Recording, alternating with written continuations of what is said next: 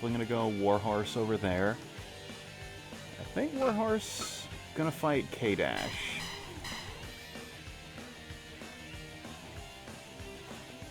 I think, kind of like the clash of styles there. Where it's, you know, Metal up against J-Rock in the dark here. So, let's go ahead and do that. I'm gonna go ahead and do the social media thing, let people know we're here. Let's see.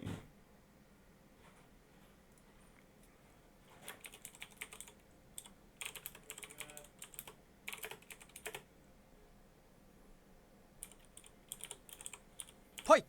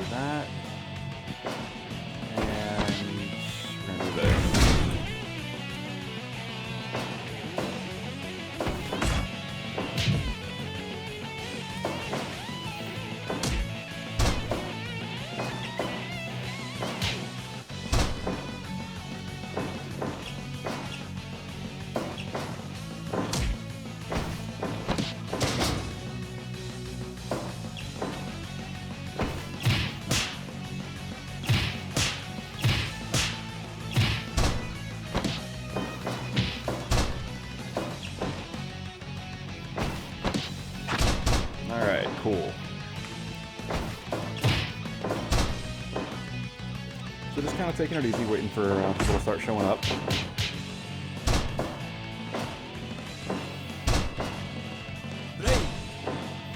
Started going through some of my like non-original character wrestlers, and definitely gonna need to like go through my roster a little bit more thoroughly, because there's some characters with some seriously jank stats and AI, but I don't know, with most of my story stuff not using those wrestlers, it hasn't been a huge deal, but still something I might want to deal with later. Big Pele kick from K-Dash. K-Dash going to the top rope and diving elbow right into the upper back of Warhorse. Warhorse able to escape K-Dash there, but K-Dash catches him on the other end, and just a brutal combination of strikes and transitions flawlessly into that running elbow drop. But Warhorse is to his feet first, but that low D will put Warhorse back on the mat, and K-Dash entirely too cool for a more standard cover.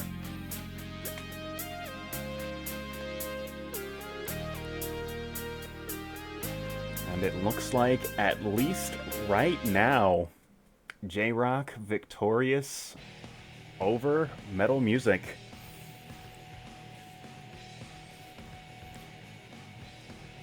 But don't tell Warhorse that, because I still want to hit him up on Cameo and have him do a promo for my stream. Which honestly, right now, with so many wrestlers' dates getting canceled, now is the time for that shit. But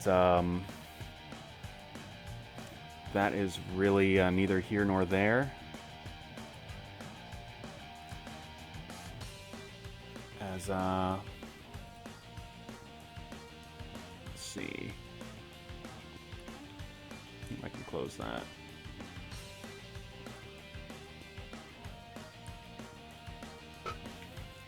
As it is getting very close to time for some Blake's House Professional Wrestling.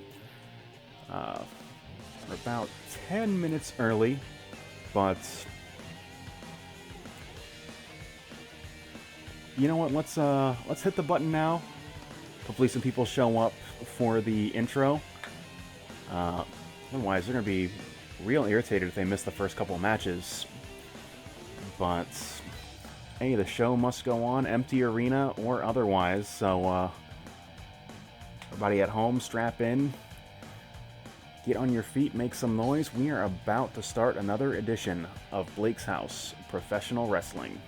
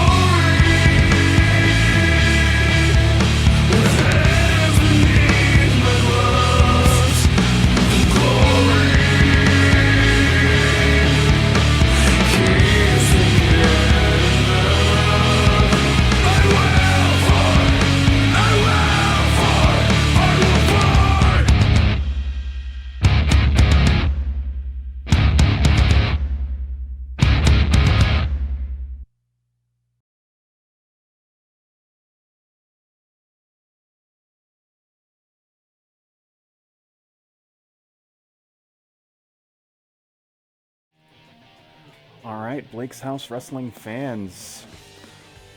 As I said, welcome to another edition of Blake's House Professional Wrestling.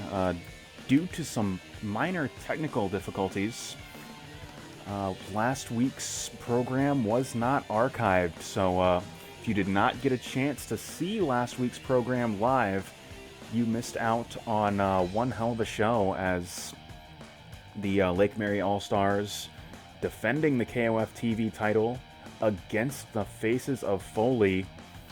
A couple newcomers from Nick's Wrestling Organization making their debut, and one of them, Hans Hurtem, besting Terrell in a Terrell Open Challenge. We'll be seeing Hurtem again this evening as Hans Hurtem and a team of Nick's Wrestling Organization competitors have called out the Cyborg, the wrestling machine from the year 2100, and he will be backed by the Pearlman brothers as we have some interpromotional action on this week's program.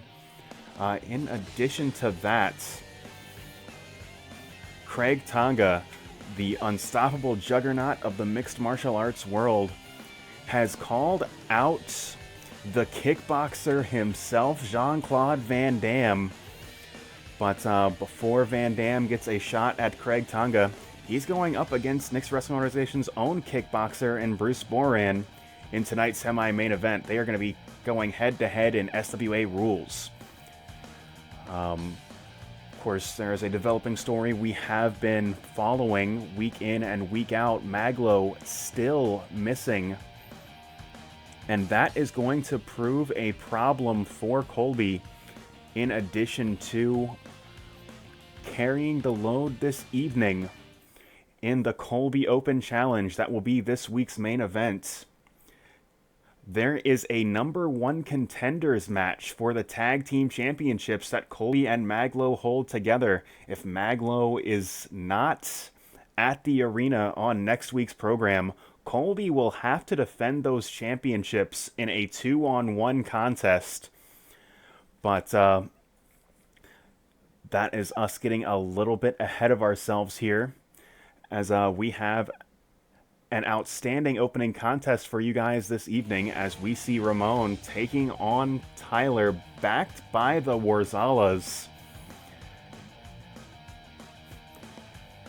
as Ramon continues to figure out exactly where he fits on this program.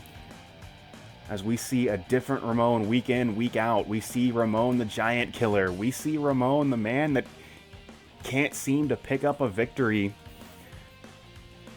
What Ramon will be going head-to-head with Tyler Donaldson in tonight's contest?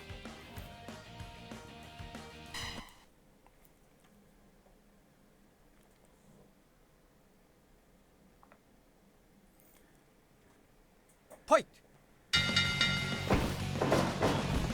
Both competitors immediately going after one another. Sit out facebuster from Tyler.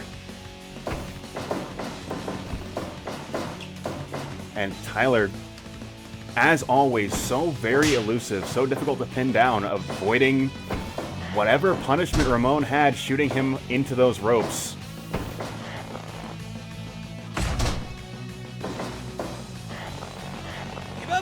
Tyler going for a Boston Crab.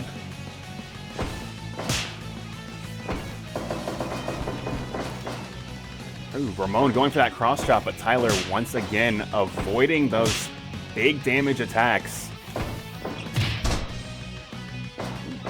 Big turnaround kick to the gut, and Tyler goes for a cover early, trying to steal one on Ramon. Ramon having absolutely none of it, kicking out at one. Tyler once again trying to reposition Ramon. So you can see the Worzallas in Tyler's corner. We'll see if they become a factor in tonight's contest. Ooh, Ramon rolling through with a knee bar, possibly playing possum there a little bit. And that has opened up the doors. Big drop kick, but Tyler once again able to avoid those significant strikes, but not able to escape that flurry of chops across the chest. And there is another combination of strikes as the blisters form right across the chest of Tyler Donaldson. And Ramon going for the cover, one and only one.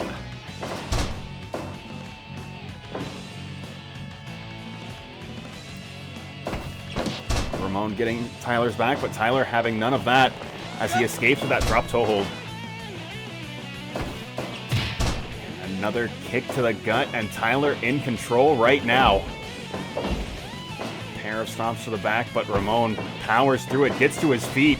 Ramon shot into the ropes and a back body drop. Tyler in control here. Big bulldog, but Ramon scrambles to his feet, not allowing Tyler to capitalize, and now it's Ramon.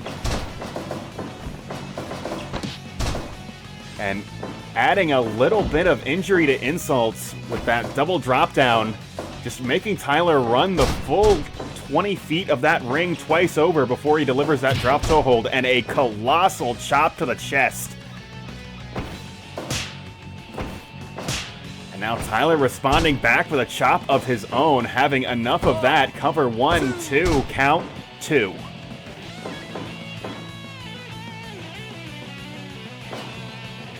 Ramon trying to measure his distance with that jab, but Tyler just too elusive.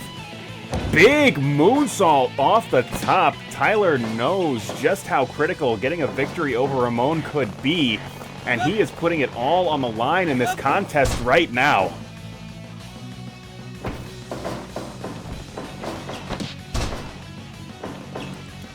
Looks like Ramon targeting the legs as well, trying to take away that big super kick and that leaping ability as Tyler's diving elbow drop, so very effective in some of his matches.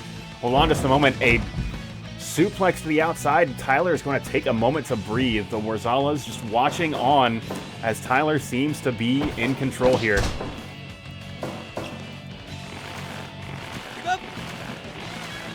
Ramon once again going to that single leg crab, targeting the knees and ankles of Tyler and spinning toe hold once again, and transitions right back into that single leg crab.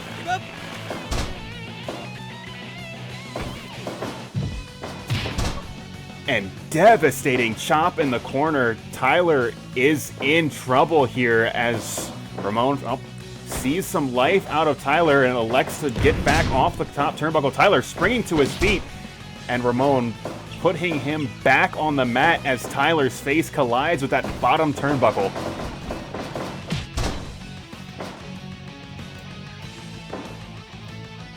Someone, Tyler possibly setting up for that diving elbow, but this time it's Ramon getting to his feet just too quickly for Tyler.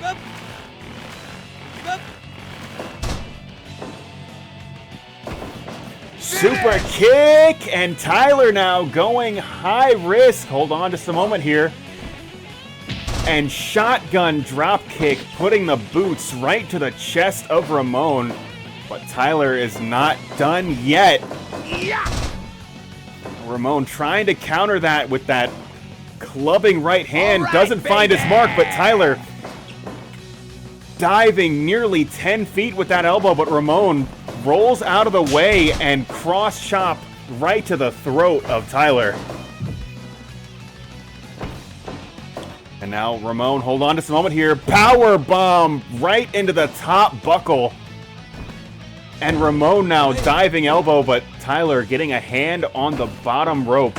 But Ramon now in the driver's seat in this contest. Diving once again, but Tyler once again, hand on the bottom rope, shining wizard, or excuse me, shining Insagiri.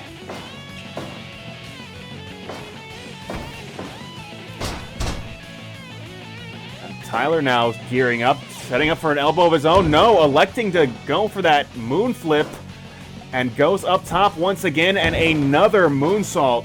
Picture perfect. And is that enough? No. Ramon gets to his feet before he could even put the pin attempt in. As Ramon with that colossal powerbomb, Tyler now on Dream Street. Where Tyler showing audience here he is not finished just yet, but Ramon just folds him up with that pile driver. And another repeated assault. And let's see if that leg work is going to pay dividends here as he's got that hold locked in the center of the ring. Tyler somehow able to escape. And rolls through knee bar once again. Tyler in dire straits here. But somehow holds on.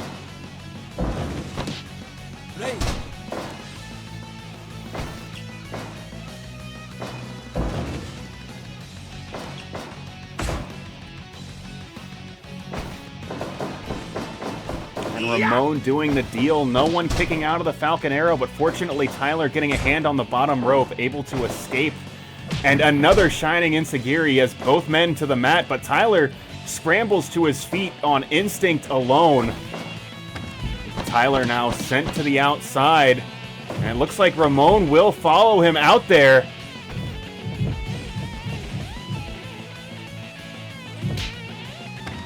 And an open palm strike will lay Tyler out. Saw Tyler's head collide with the hardest part of the ring in that corner post. Harada's count is at 15. Tyler making it into the ring, and hold on, rolling knee bar once again, and that's gonna be it.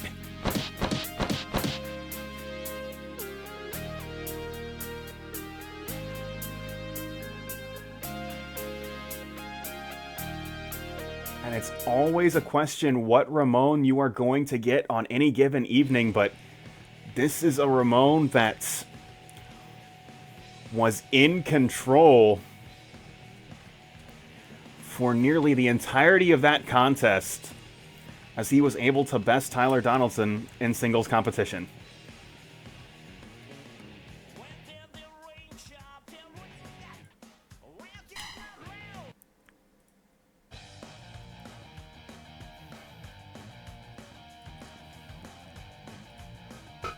Also, Drew, if you were getting to us a little bit late and you missed my opening announcements, you guys have a... you and Antonio are in a #1 contenders match for the Tag Team Championships later on this evening, so you've got that to look forward to.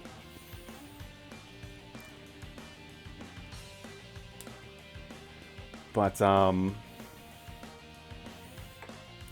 yeah, as I said at the open of the show, of course, Maglo's still missing. If if Maglo is not able to attend next week's show, Colby will have to defend those tag team championships in a 2-on-1 handicap match, but hopefully that will not be the case. Hopefully Maglo will reappear in some capacity. But don't want you looking too far ahead of yourself, of course, because you guys have Jamel and Blake a little bit later on tonight's program.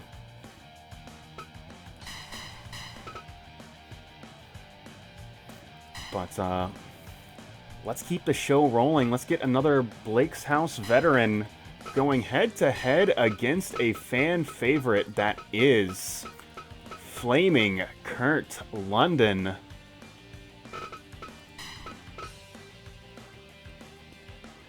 And they're going to be going head-to-head in singles action, and that match is right now.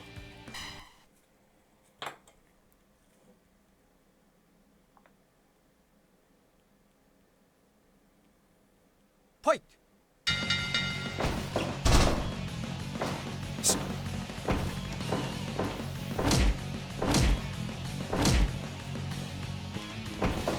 PJ, King of Dad style, going against the acrobatic showman that is Kurt London.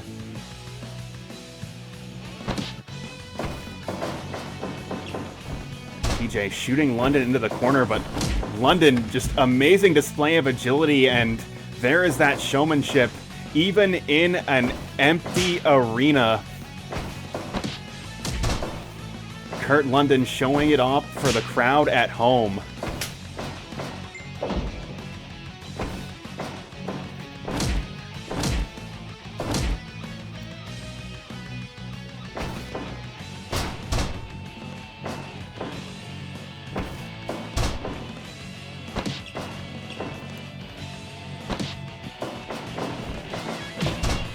PJ boot to the side of the head. PJ clearly unfazed by Kurt London's unorthodox style, but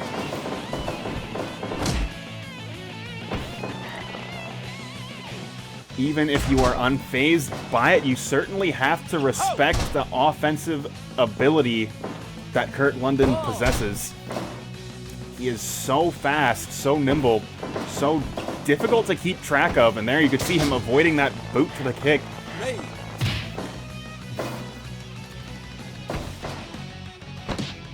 Kurt London escaping whatever it was that PJ had in store for him there. Runs the ropes and flying Rana. Come on! Goes for a leaping facebuster, doesn't quite find its mark, and PJ stacks him up with that power bomb.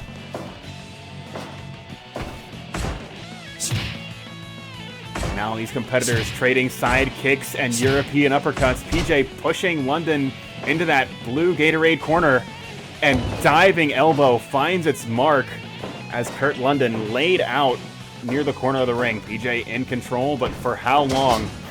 Headlock takeover. However, Kurt London's foot on the bottom rope, able to break the hold. Now Kurt London trying to shift the momentum a little bit here. Delivers a boot right to the face.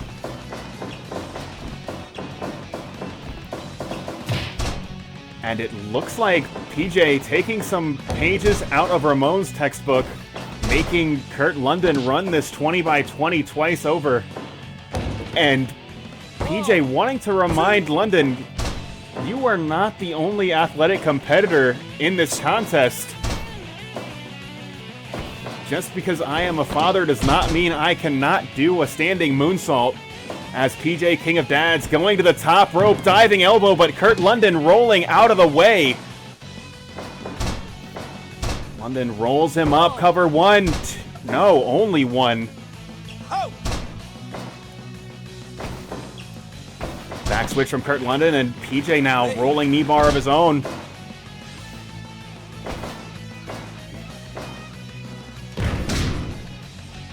Once, twice, and 3 power bombs. Cover 1, 2. Oh my God, so close, but Kurt London able to escape, and super kick right to the face of PJ.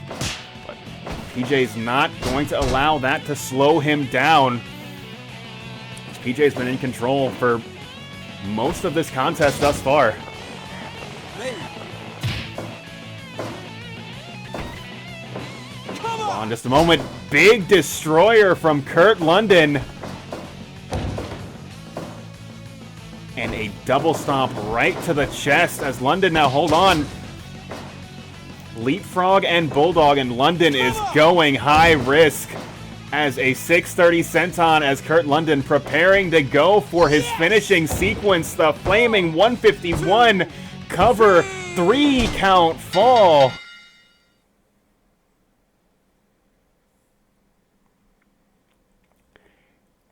And it would appear as though my game has frozen. Ah, there we go. Had to think about it for a moment.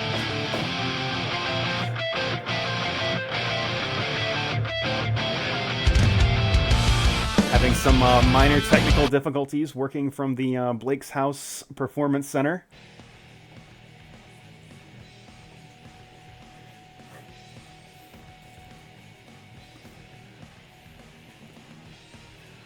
But Kurt London picking up a critical victory over PJ King of Dads.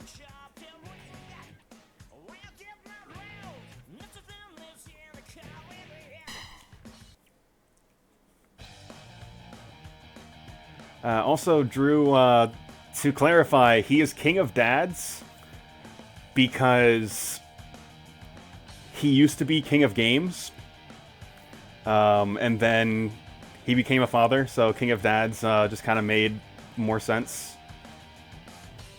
But I see where you're coming from.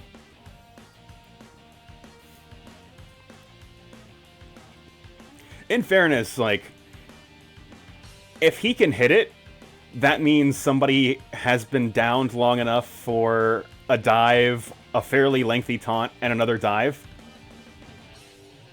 Because I've seen like people get up from the 151 before he is able to connect it. So, like, you definitely created a situation where if he hits it, it's probably the finish. Which is real good. But, let's keep this show rolling. Kurt London putting on an excellent show of the Judgment Pro Wrestling roster. We have got another matchup where we've got Judgment Pro Wrestling going head-to-head with Nick's Wrestling Organization, as we have got some six-man tag action coming up, as we have the Pearlman brothers, Josh and Ryan Pearlman, tagging together with the Wrestling Machine from the year 2100, the Cyborg. And they are going to be going head-to-head with a tag team that has been scratching and clawing to gain ground in either stable's tag team division. That being Idolo and Ramos.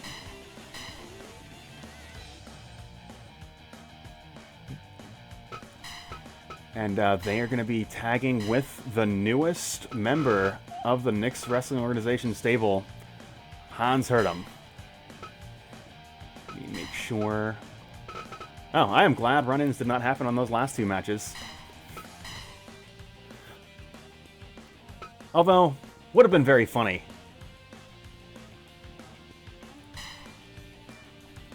Let me make sure. Alright, cool. Yep, just standard six-man tag rules, as we have promotion versus promotion.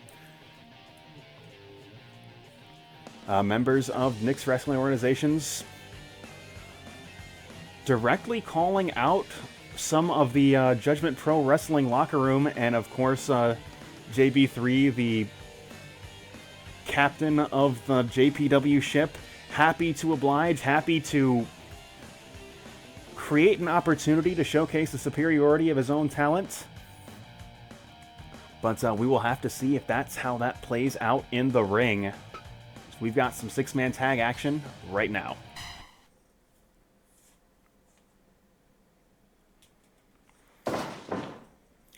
Fight. And Idolo and Pearlman starting us off here.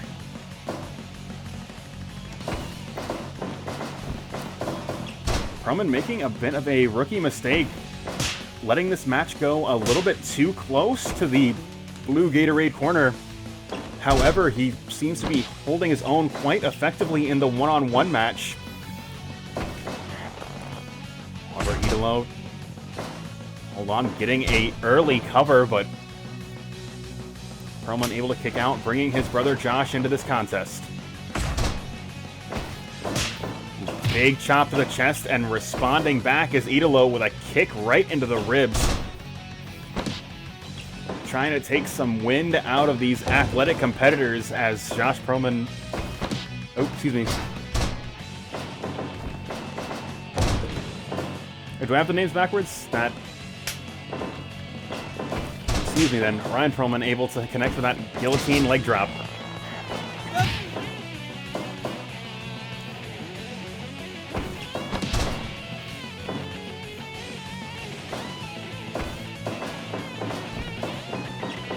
Ramos now. Ryan just a little bit too fast. Yeah, I usually write it down before I start a match in my show notes. But I felt like, oh, I've been doing this long enough, I'm probably not going to fuck this up. But sometimes it's like that.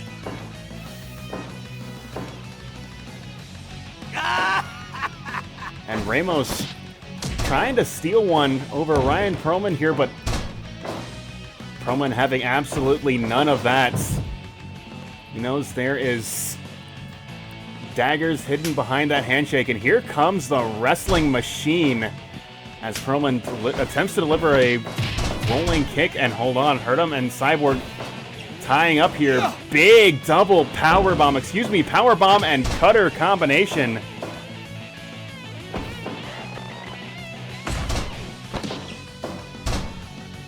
Cover, but not even a count of one. Right now, this fight taking place in the blue Gatorade corner. The advantage in terms of positioning with Nick's wrestling organization right now. They have kept the fight in their own corner. Created opportunities where if they have to come in and make the cutoff, they will be able to. Creating situations where their opponent has to travel a much greater distance to make tags. However, the Cyborg able to escape as he dodges that open palm strike, and big flapjack and face buster as we have Ryan Pearlman back into this contest. And Hans Hurtem totally indifferent to who is fighting in front of him. That belly-to-belly overhead suplex will hit all the same regardless. Now we have Pearlman and Ramos going head-to-head. The tallest junior heavyweight in Devon Ramos. Hold on, he's got mount position. Transitions into a Kimura, but Pearlman able to get a hand on the bottom rope. Ramos now shot into the corner turnbuckle. Hold on. Frankensteiner whip, but not even able to get a count of one. And Ramos now goes for a pin attempt of his own. And the story, as it has been told over the course of this contest, still the same. Pearlman brothers, seasoned veterans of the ring. You are not going to get that one over on either of them. And big lariat stuffing whatever Ramos was attempting there. As a Frankensteiner whip, going to bring this back into that orange Gatorade corner. Cover one, but only one.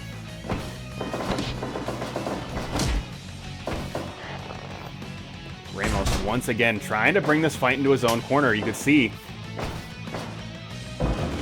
I'll hold on just a moment here.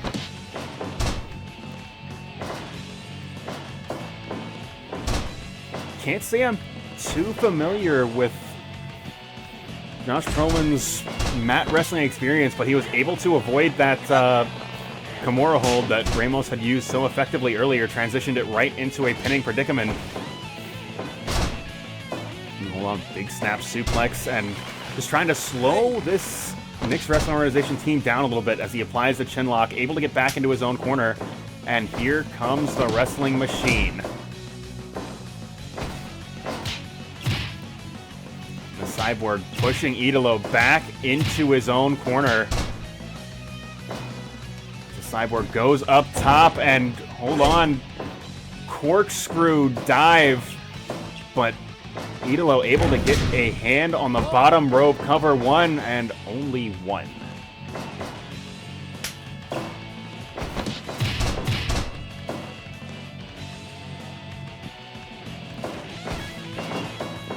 Here we have Hurtem and Cyborg head to head. Hold on just a moment here. Oh my god! The Cyborg just driving Hans Hurtem halfway across the ring with that spear, but Hans completely unaffected as he delivers that patented fall-away slam, rolls through cover, but Cyborg hand on the bottom ropes.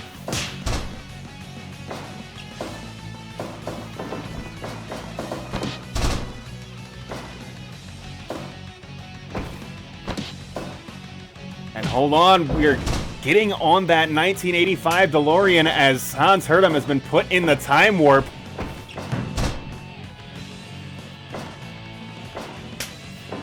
But the Cyborg missing that leaping cutter as a little bit of a miscommunication.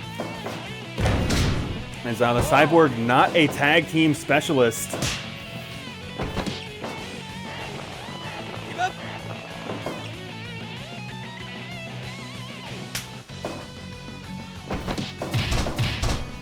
The Pearlman brothers trying to make frequent tags, trying to keep fresh men in. Big Impaler DDT.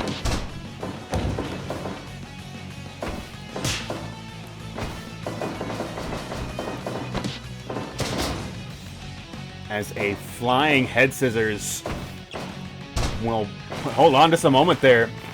Russian leg sweep transitioning immediately into a cross arm breaker.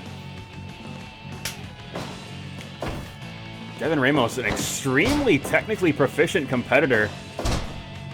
And it looks like El Idolo going to continue working the arm of Ryan Pearlman. And hold on to someone. Big fall-away slam once again from Hans Hurtem.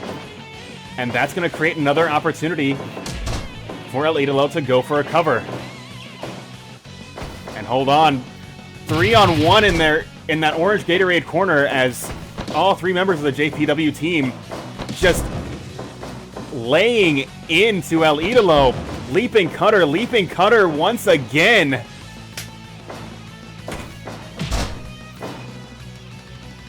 I think the Cyborg starting to get his rhythm. Oh my god, Feral Spear cover. 1, 2. El Idolo doing it all by himself. Let me say just a moment ago, the Cyborg looks like he's starting to get comfortable in this tag team environment, working together with the Pearlman brothers. We're going to have to see if Hans Hurtem is going to be able to find a similar rhythm over the course of this contest. And it looks like Idolo and Ramos on the same page as they've been tagging together for the past several weeks. As Idolo setting Ramos up for that springboard moonsault. Hans Hurtem just a little bit late getting into the ring. Just not fully aware of the stakes of this tag team competition, possibly.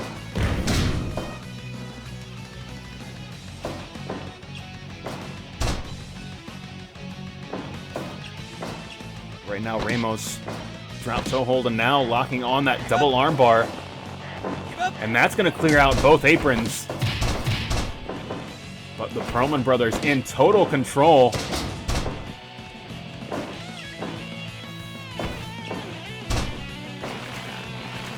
Once again, there's that patented Russian leg sweep right into... Ooh, big double dropkick from the Pearlman brothers. It looks like just the submission offense of Ramos. That is where he is going to be focusing his strategy here. trying to work the limbs of his opponents, but the Cyborg, a literal wrestling machine, does not get tired. His limbs do not get sore. You cannot slow him down, but that Feral Spear just might cover one.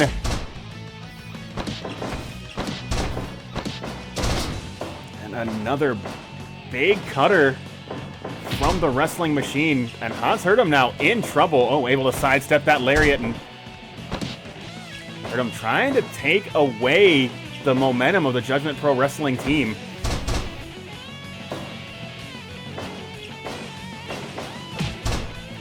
Picture-perfect drop kick from Josh Pearlman. Hurtem attempting to deliver one of his own, but it's sidestepped. And oh my god! That Feral Spear just going directly through the stomach of Hans Hurtem as he was folded in half by the shoulder of the Pearlman brother.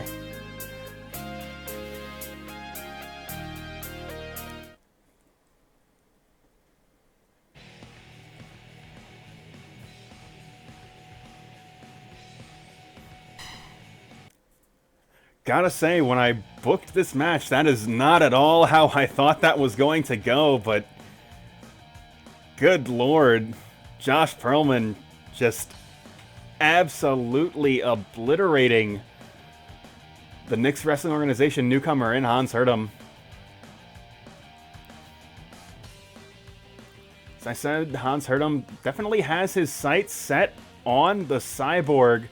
We did not get a lot of ring time where it was just the two of them in the ring together, but this was one hell of a show put on by the Pearlman brothers and El Idolo and Devon Ramos, two teams that are looking to make a name for themselves in their tag team divisions, and certainly this has put a spotlight on both teams moving forward.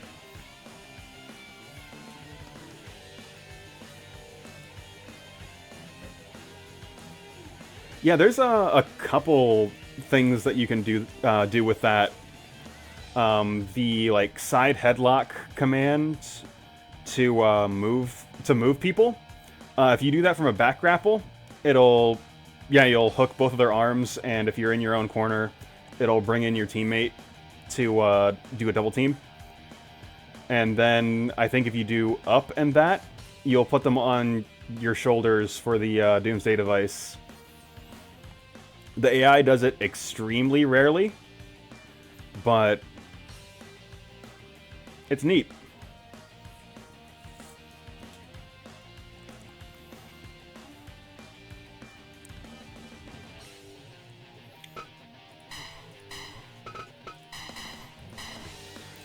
But, see, I think we are not quite finished with Knicks Wrestling Organization. They have got another match on tonight's card. Well, actually, they've got a couple, as we've got Bruce Boran in the semi-main events going head-to-head against the kickboxer Jean-Claude Van Damme, but right now we have Jim Jack going head-to-head with Alfonso.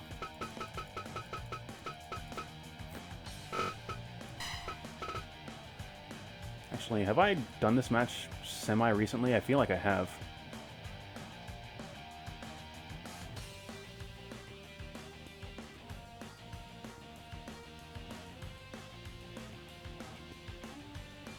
Yeah, I think I have too. Okay, yeah, it was, let's see.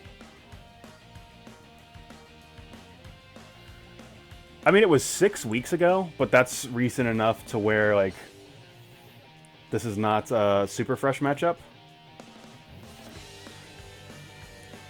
So, I'll tell you what, we got a handful of people in the chat. You want to see Baby Man versus Zoe? You know what? It's your show. It's your roster. I am totally cool with that.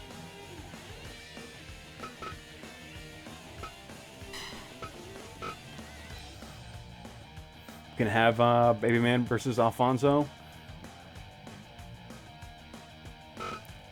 So we can make this, let's see, no disqualification. Let's see.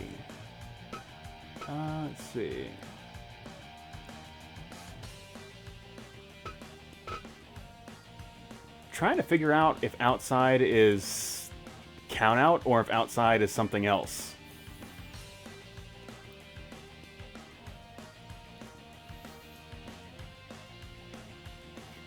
You know what? Let's see, because lumber is like you cannot go outside. Yeah, it's what I'm. This game is extremely poorly documented. Is the problem with this game?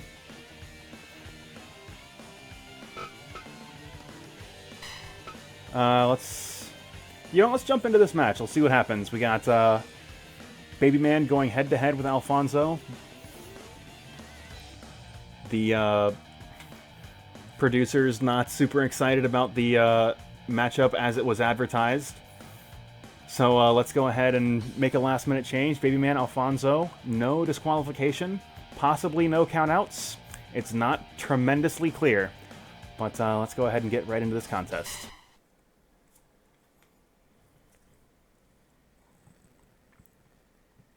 Fight!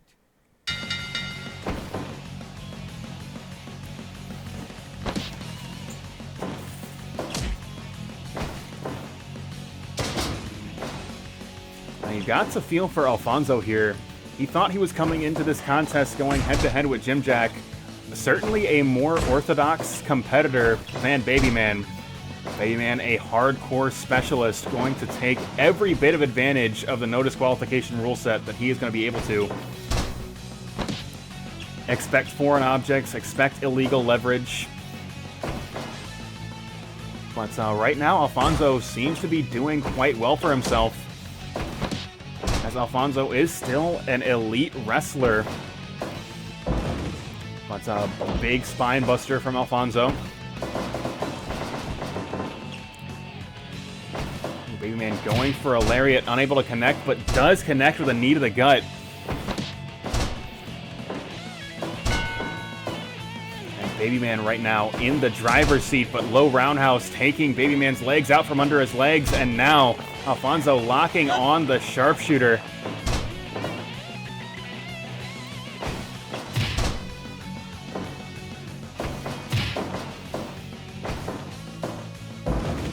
Spinebuster once again after a knee to the gut cuts him off just moments before, and once again going to that sharpshooter hold. Trying to wear down the legs of the big man.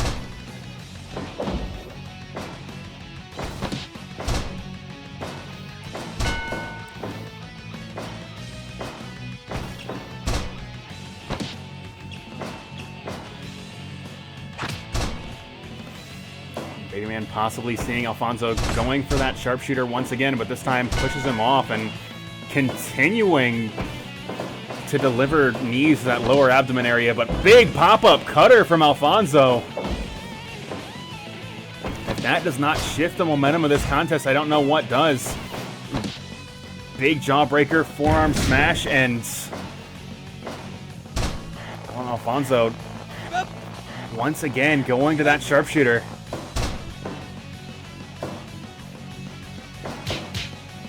Big 1-2 combination. Okay! And of course,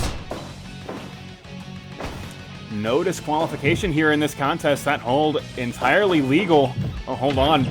Baby Man planting Alfonso into that corner turnbuckle and just putting the boots right to the face of Alfonso.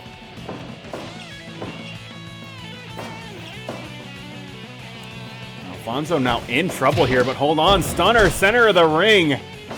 But Baby Man scrambles to his feet first. Alfonso possibly setting him up for another, going for that patented kick to the gut, but doesn't find its mark. But this one does. Stunner once again, and Alfonso now, you gotta figure he's looking for a cover here, and he does cover. 1, 2. Oh my God, so close, but Baby Man kicks out and delivers a kick right to the lower leg and back elbow. Alfonso rolling out of the way. Baby Man in trouble here. Picture perfect shooting star press cover, but still not enough to put the Baby Man away. Alfonso once again going for that patented kick to the gut. possibly to set up that stunner or that double underhook facebuster. Will get neither, as Babyman delivers a brutal headbutt and a stomp to the lower abdomen of Alfonso.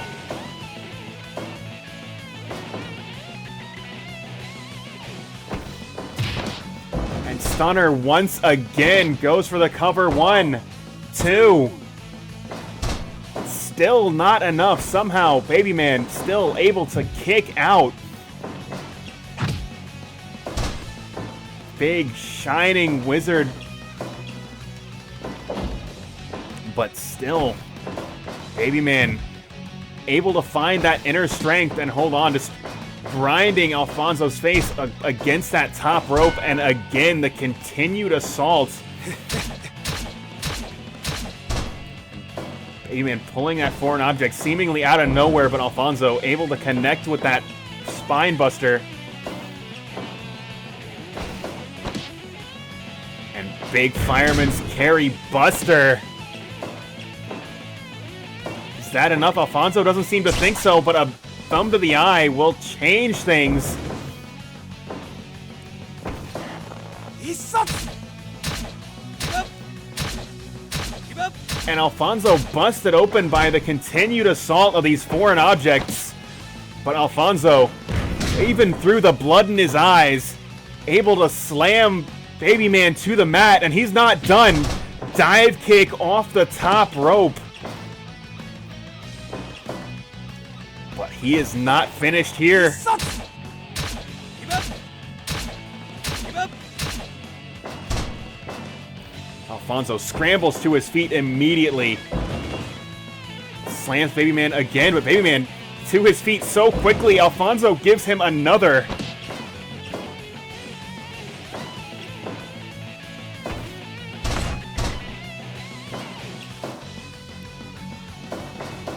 Babyman now running the ropes. Big sit-out lariat flattens both competitors, but Alfonso to his feet first.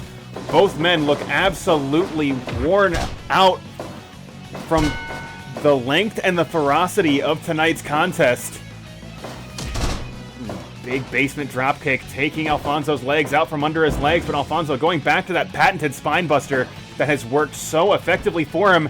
And big shooting star press, but hand on the bottom rope. This match will continue. Cutter out of nowhere. Spine buster once again, and Alfonso in total control. But just as I say that, a kick taking Alfonso's legs right out from underneath his legs, and back elbow finds its mark right in the upper back. And Alfonso just continues to bleed out on the mat, but Alfonso able to roll out of the way at the last possible moment, and now these two just slugging it out. Closed fist, no disqualification, and Alfonso roaring elbow. And a big headbutt as an answer back from Babyman. Big low roundhouse. And Alfonso now locking on the sharpshooter. That's got to be it, and it is.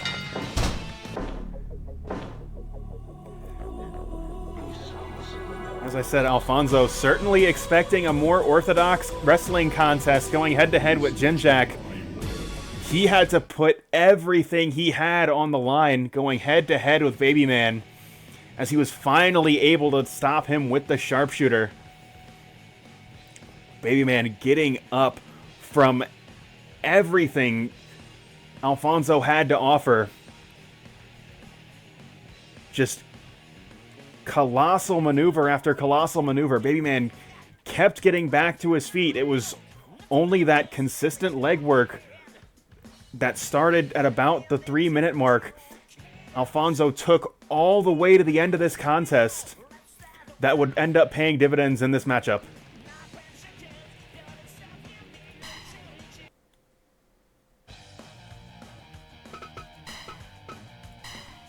And yeah, that was a damn good match.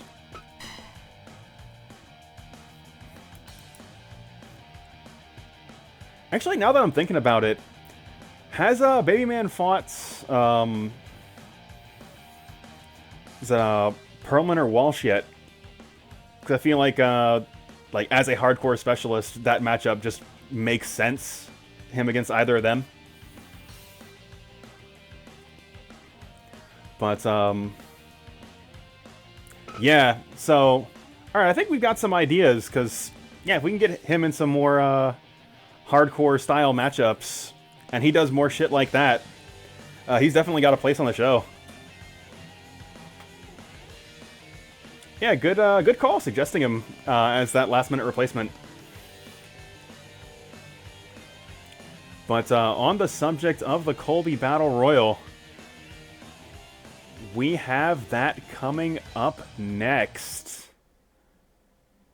Or excuse me, we have the COLBY Open Challenge Battle Royal coming up next. So if you want to get your suggestions in, let's go ahead and start that up right now.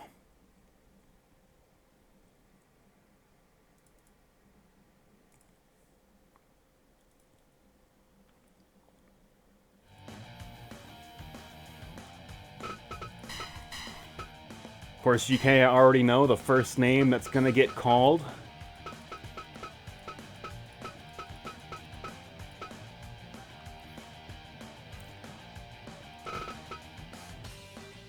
We have the technician, Frank Vista, the Battle Royal Specialist.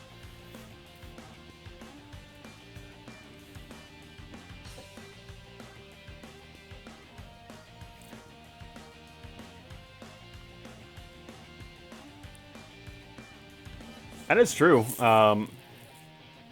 If you want, I can put Ramon back in this match as well. See if we can get another. See if we can get another thing between the two of them, and if not, of course, they can always lock up in singles action on a later program.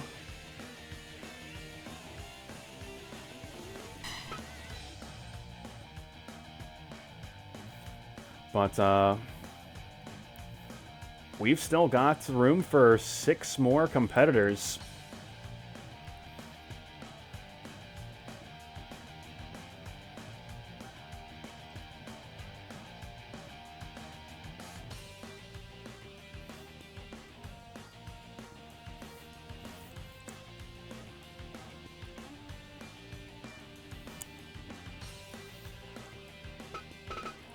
I can certainly make a Jushin Liger happen.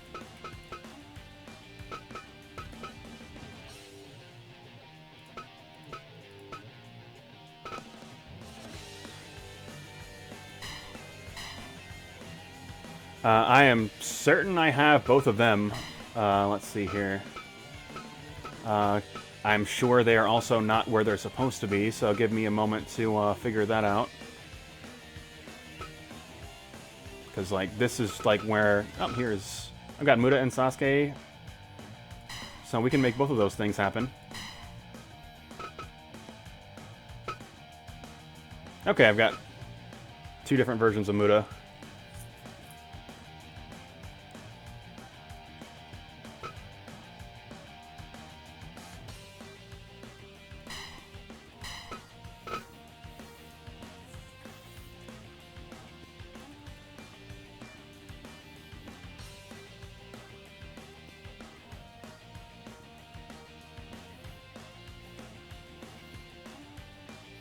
Yeah, kind of my rationale is people from, like, the 80s that I don't remember where they wrestled. Like, yeah, they probably wrestled in All Japan at some point, which is not necessarily wrong. Shit. No, I did not.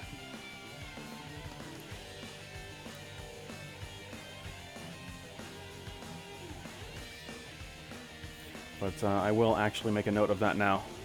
Hold on.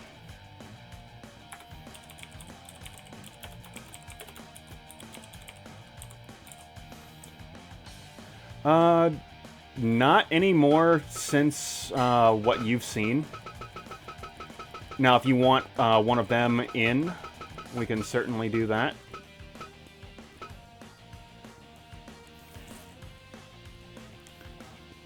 And if there's, like, somebody specific that you want, I've got in my show notes to download the Punisher, and I can add some people as well.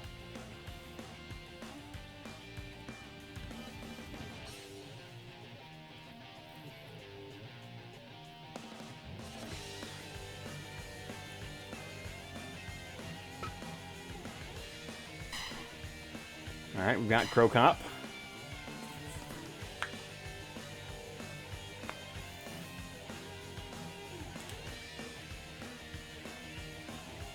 Alright, we still got room for,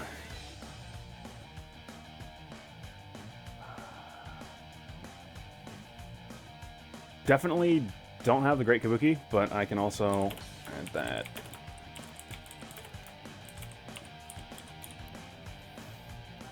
Oh, you did?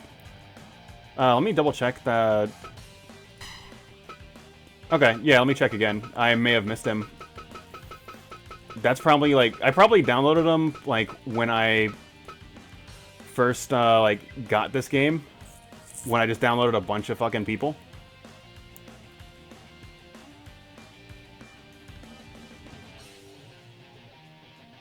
Oh, yeah, he's at the bottom.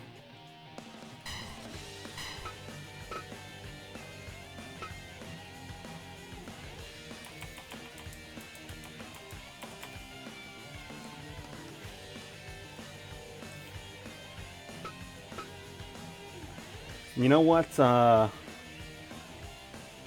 see. Rey Mysterio Jr. I can make that happen. Yeah. Let's see.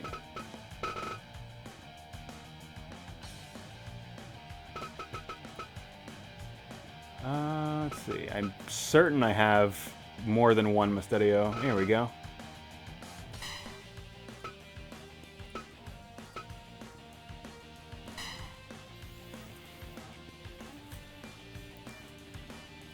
Alright, this is certainly going to be an interesting COLBY Open Challenge Battle Royal.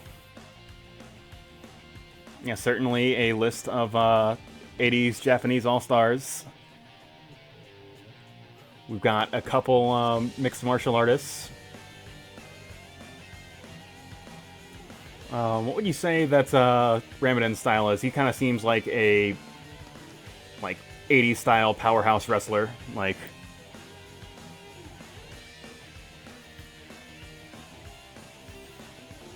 And then Rey Mysterio is also here. But, honestly, yeah, that is a decent way to put, like, his whole aesthetic. Honestly, looking at him, I was like, yeah, that's fucking... That's the Mayor of Earth, Mike Hagar. But, well, we got 8 names, so I'm not going to waste any more of your time. Let's go ahead and get right into this Open Challenge Battle Royal.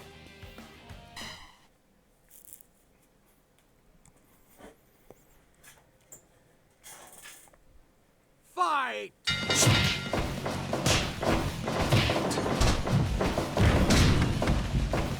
And hold on. Dan Ramadan immediately eliminating the Great Sasuke. Taking out a legend in the world of professional wrestling, and it looks like he's going to continue that feud with Frank Vista. And hold on, another elimination. As Muda also removed from this contest. We are not even a minute in with 2 eliminations already.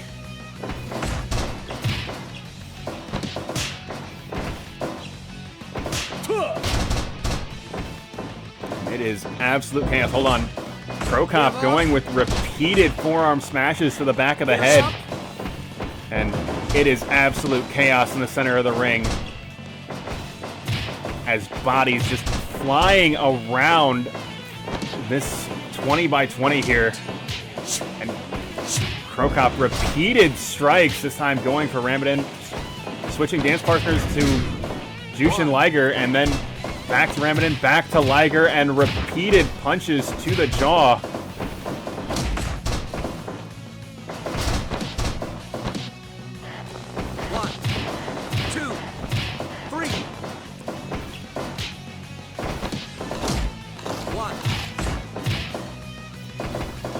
Kabuki trying to possibly rip off the mask of Frank Vista. Series of suplexes has Jushin Liger on the ropes here, nearly getting a fall. And hold on, Ramadan eliminated.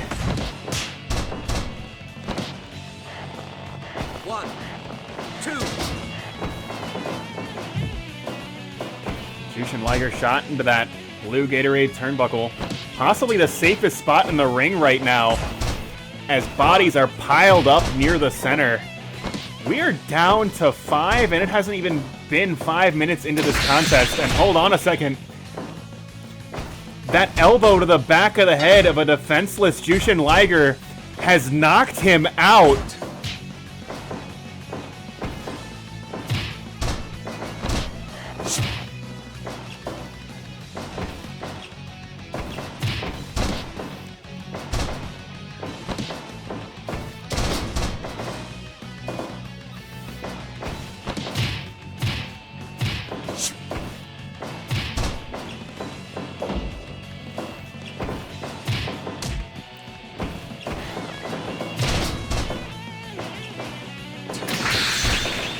And a boot to the side of the head takes Frank Vista out as well.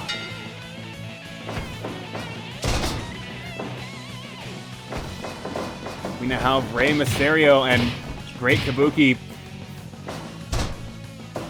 They're going to need to showcase that professional wrestling is the strongest style in the world up against the devastating striker that is Mirko Cro Cop. Give up.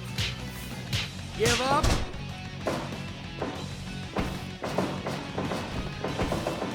But those devastating elbows and that kick to the side of the head from Cro Cop already taking out 2 competitors from 2 very different walks of life. Give up. So now just lays in just shots to the side of the head.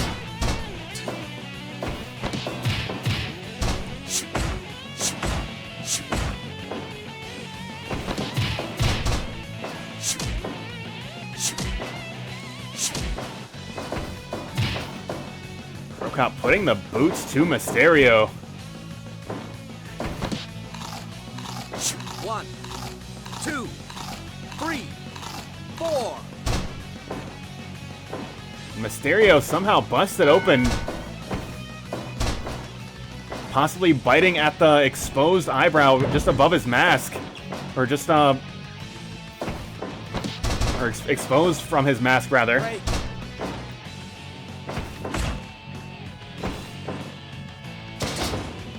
Body slam, but somehow Mysterio not eliminated, just hanging on there, and Cro Cop has been busted open. And just repeated punches to the jaw, and hold on now, double vertical suplex, slamming Cro Cop into the mat. Cro Cop is to his feet immediately. Kabuki possibly setting up for some sort of powerbomb, but... And a kick like an aluminum bat to the side of the head of the King of Mystery. Give up. And just repeated elbows to the back of the head. That is exactly what took out Liger. And Cro Cop attempting to do the same to another legend of Japanese professional wrestling.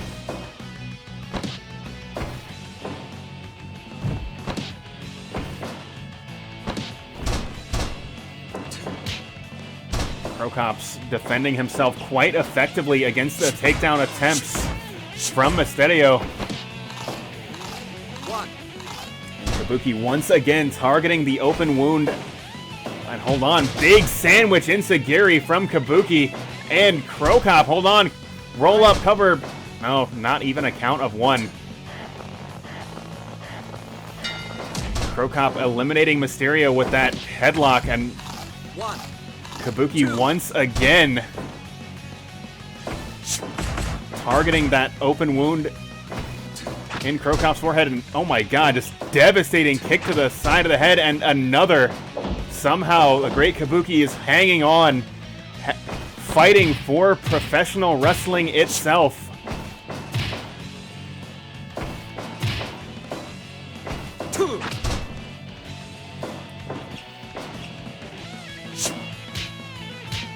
Give up. Give up. Mario asking if the Great Kabuki wants to give up, and he refuses.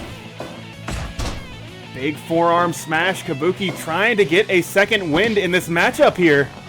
1, 2. Now applying some illegal leverage of his own, but a kick to the side of the head will shut him down. Hold on. Give up. Kabuki submitting Crow Cop with that guillotine choke out of desperation. Proving that professional wrestling is the strongest style in the world.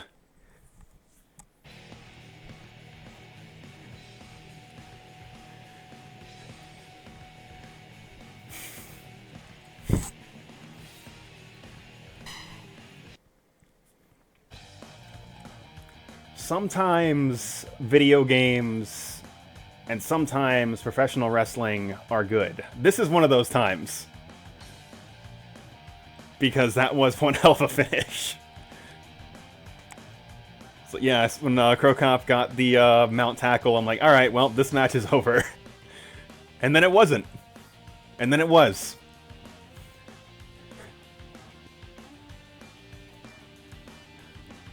Also, to be clear, Drew, I did vet... like, I have been vetting my newer downloads. Like, everybody I downloaded 2 years ago, they could be fucking any numbers, and I really need to go back and check through them. Crow Cop is a 180. Like, he's a very specialized 180 because he's a real-ass martial artist.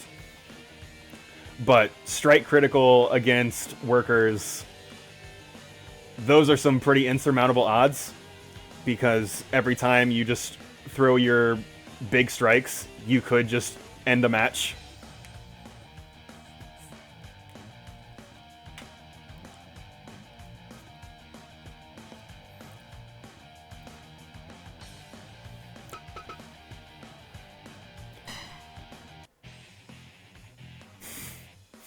Yeah. But, let's see. Yeah, we now know who is going to be facing COLBY in tonight's COLBY Open Challenge. The great Kabuki. Besting a field of legends in the world of Japanese professional wrestling. Taking out a seemingly unstoppable monster that was Mirko Crow Cop. And he has booked his ticket to tonight's main event. But coming up next, folks, we have a #1 contenders match for COLBY's Tag Team Championship. Antonio and Drew, who have been making waves in the tag team scene, going head-to-head against Jamel and Blake, who have been on a bit of a roll themselves. And that match getting ready to happen right now.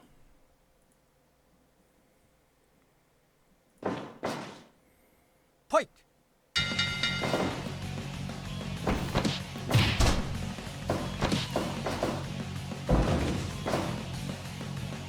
Hold on just a second, got some weird fucking computer shit.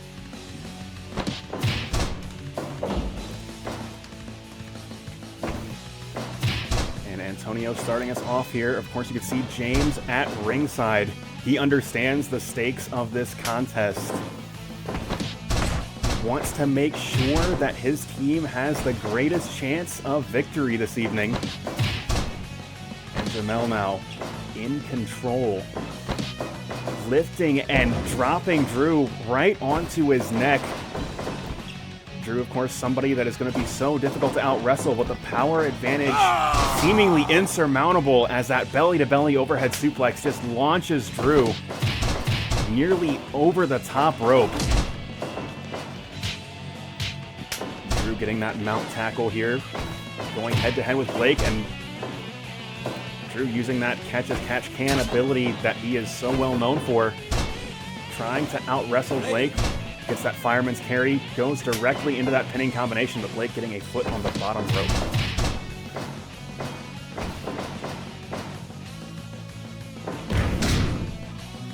Jamel just slamming Drew right into the mat. Just once again, that amazing display of power that he has. And Drew electing to go back into his own corner and hold on, STO and sweep that 2-on-1 offense. And Jamel briefly dazed, but able to escape that big wheel kick. that Antonio has attempted to make a staple of his offense. Antonio shot into the corner turnbuckle, but Antonio able to escape whatever it was Jamel had planned for him, and big boots to the side of the head. And screwdriver absolutely flattens Antonio. 1, 2.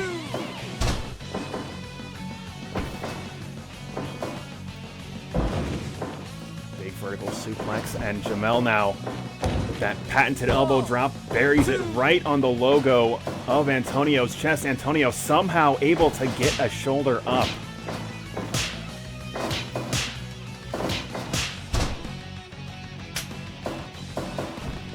Yeah. Antonio once again, that sliding drop kick setting Drew up, but Drew unable to cut Jamel off, and Blake now in this match, but lifted and dropped right onto his neck. And Drew once again goes for the cover, but only a count of 1. Blake now, that big stomach crunching maneuver that from that fireman's carry he goes to so frequently, getting a count of 2, but Antonio coming in to make the save.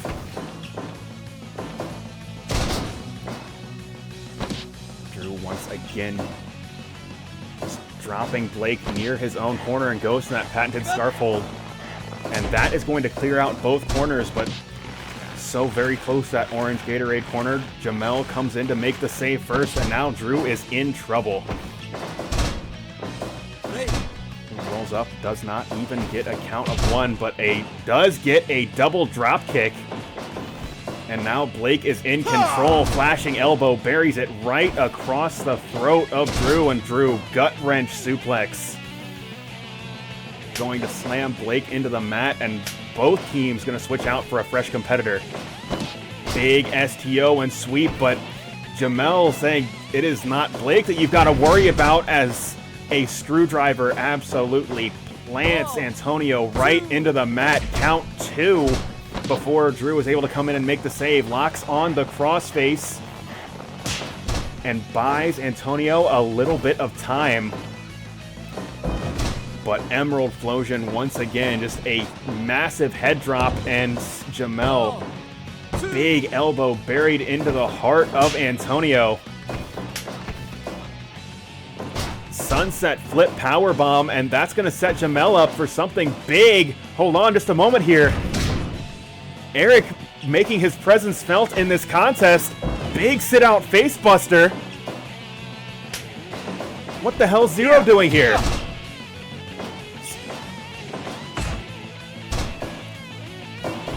Combination of strikes going to put this team in control here. Zero calling for the end, tries to get back onto the top rope, but Drew going to use this time to gain control. Goes for another 450, does not find his mark. Yes! Diving elbow, but once again, just Drew and Zero not on the same page. But Drew able to get that gut wrench style suplex and going to create an opening. Another big sit-out facebuster from Zero. Harada needs to get control of this match. Looks like Zero going to the back here. But the damage very well may be done. Pop-up cutter to Blake. But Jamel cutting Antonio off.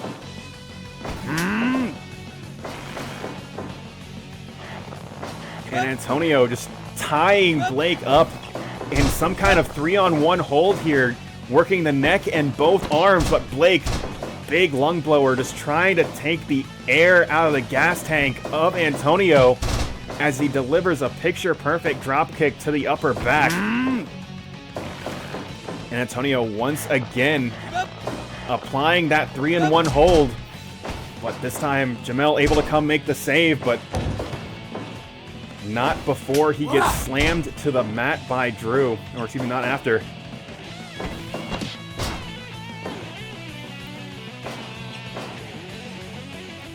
Antonio able to make his way back to his own corner. Goes for that big rolling soul butt. Doesn't find its mark. Cover 1, 2.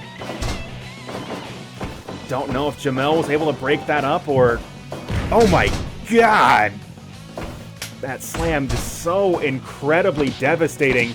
And hold on, big scarf hold from Drew here, but Jamel able to break it up, and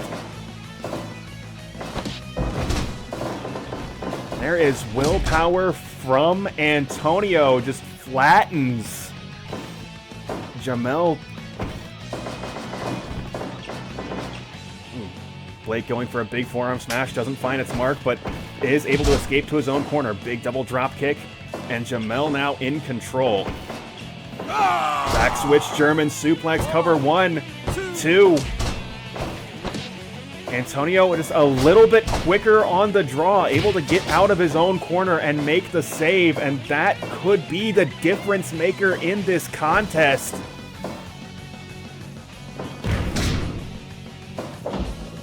Jamel absolutely flattens Drew once again, and again it's Antonio, the first out of his own corner, trying to keep his team alive in this match. Drew now bringing Antonio into this contest. Antonio and Shenjo just slugging it out, taking it back to the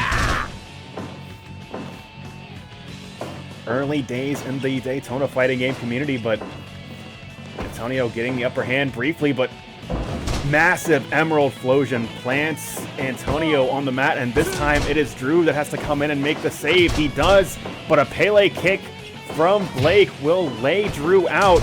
Antonio's going to have to do this one all by himself for a moment here. Looks like Shenjo getting back to his own corner.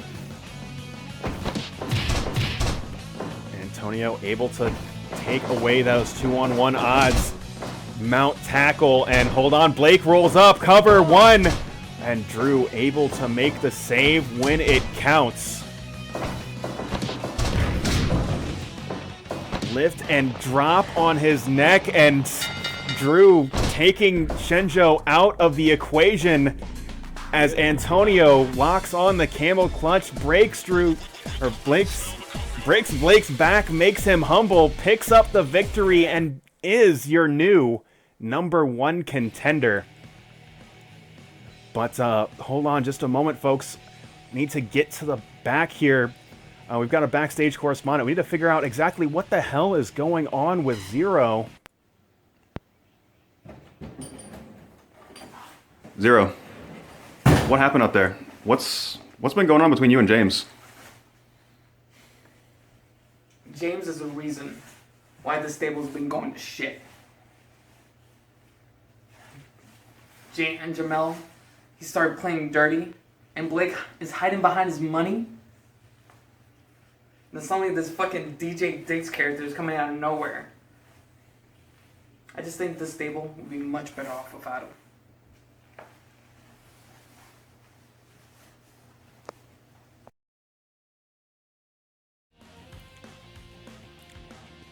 And I guess there you have it. James coming out to try to assist his teammates when it mattered the most. Trying to ensure victory by being at ringside ended up being a liability as Zero inserting himself into that contest.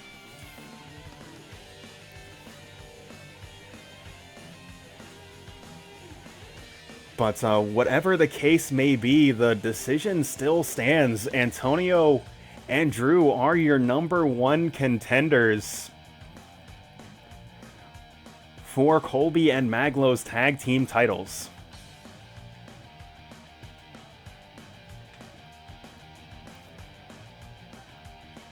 But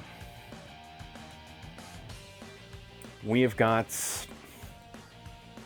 another couple matches for you guys this evening. As you can see, Princler, who has been working his way up the card for the past several weeks, going head-to-head with the uncrowned king of Judgment Pro Wrestling in Joey Bagi.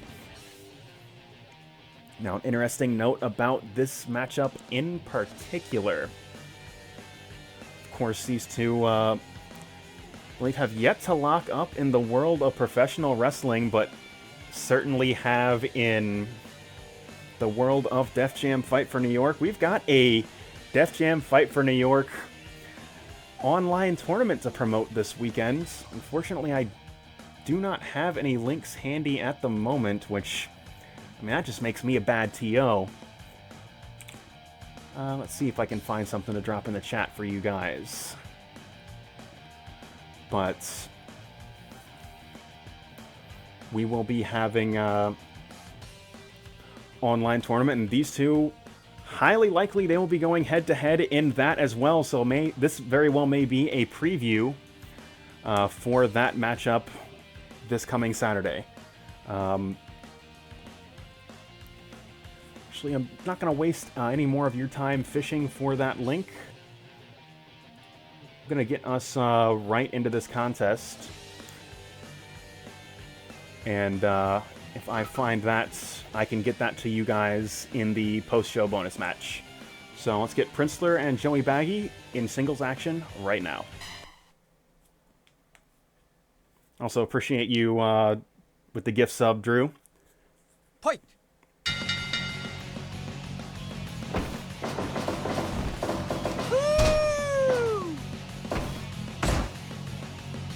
Now, Joey in a bit of an interesting situation as he is currently 1-1 against the JPW champion A-Man. And with the technical difficulties from last week's program, that match is not officially archived. A proper rubber match very well may be in order, but right now, Joey has to get through Princler. Princler will not be making that easy, but on big body slam.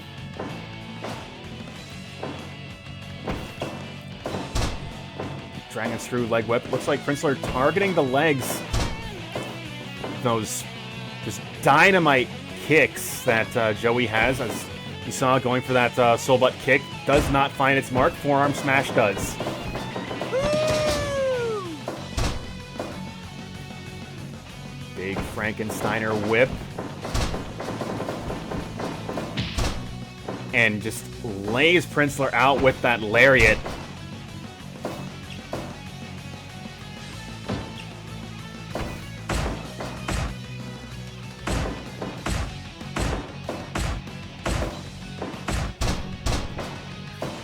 Both competitors just down to the mat. Princler to his feet first and just puts the boots to the back of Joey, but Joey reversing course has that headlock cinched in.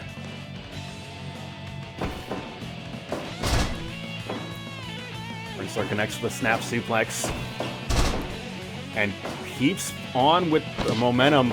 Locks on that arm drag, but not even getting a count of one on that pin attempt.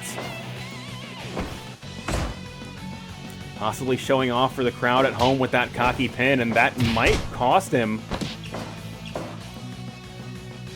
as Joey did not have to put forth a lot of effort to get out of that attempt there, but Joey now, big DDT. Princler scrambles to his feet, once again goes to the arm drag, just doing whatever he can to prevent Joey from getting started in this match, because when he gets rolling, he's so very dangerous.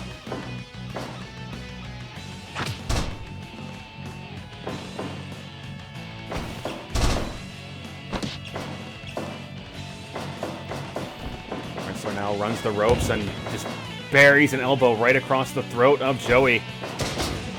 And Joey once again just goes for that headlock takeover, just trying to slow Princler down, which is so uncharacteristic of these two's matchups in any other context. Typically, and really any of Joey's matchups, he is such an explosive competitor that him trying to slow someone else down is not typically part of his strategy. But right now, the momentum has been all Princler. 1, 2.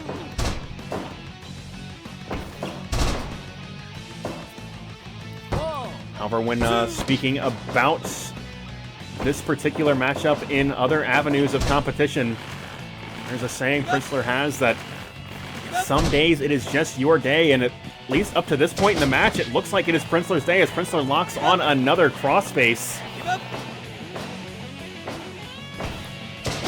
And another crossface. Like he is trying to make Joey tap. And goes for the cover after that flying neckbreaker. But only 2. Princler sidestepping that drop kick. But Joey with that big Manhattan drop trying to reverse the course of this match. But Princler again cuts him off with that neckbreaker. Goes for the cover again. Cover 1, 2. But only 2. Joey positioned in the corner. Big forearm smash. But Joey fighting his way out of it. Falling fist buries it in the heart of Princler. Hold on, stroke of midnight. That could be it. 1, 2. No. As Joey turns back the clock for just a moment. Cover 1. But only 1.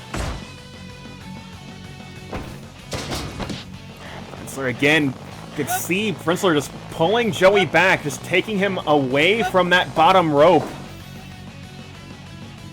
And that was really the story of last week's contest. Princler had the superior ring awareness that ended up allowing him to pick up the victory over Zero. But Joey starting to pick up some steam here. Locks on that Boston Crab. And once again, going back to basics, doing whatever he can to slow Princler down. We may be seeing a bit of a momentum shift in this contest. But again, going back to that patented neckbreaker, it is Princler going back to basics. Princler now shot into the corner turnbuckle. He's going to need to fight his way out, but Joey delivering 5 punches to the top of the head, and he's going to go for the cover right now. 1. Ooh, but only a count of 1. It's going to take more than that to put Princler away. But Joey certainly has more to give. As I said, those kicks are absolutely dynamite. You give him the slightest opening, he will take you out of the match. Are you ready? Well, now it looks like Joey running coast to coast. Springboard elbow, buried it right in Princler's chest and locking on the sharpshooter center of the ring.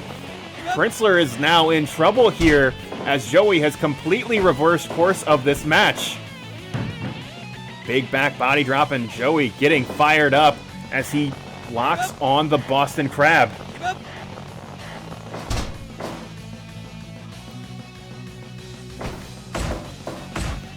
And now these two competitors slugging it out. Joey, the superior striker of the two, able to connect with that big super kick. Cover 1, 2. Oh my God, only a count of 2. But those super kicks completely changing the course of this match. And picking up a near fall after another one of those super kicks. And Princler possibly going for that Northern Lights suplex, doesn't find it. And big soul butt buries it right in the stomach of Princler. And that's going to lay him out completely. And that super kick has got to be it. Cover 1, 2, 3 count fall.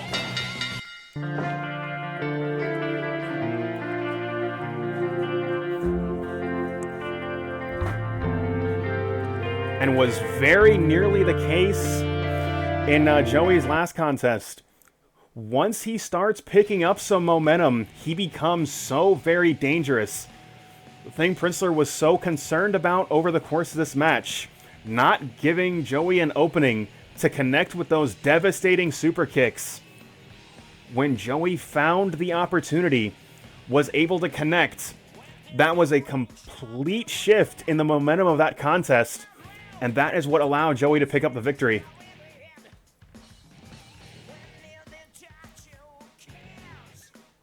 Also, do gotta agree with the match evaluation. That was a damn good match. Like, just because of the way the like the AI actually works, you don't really get extended shine, heat, and comeback. This match really felt like a 3-act wrestling match. Like, the shine was a little bit short, but it was like 6 or 7 minutes of heat. And then, like, Joey had his big comeback, and then the finish. Like, that felt like a real-ass wrestling match.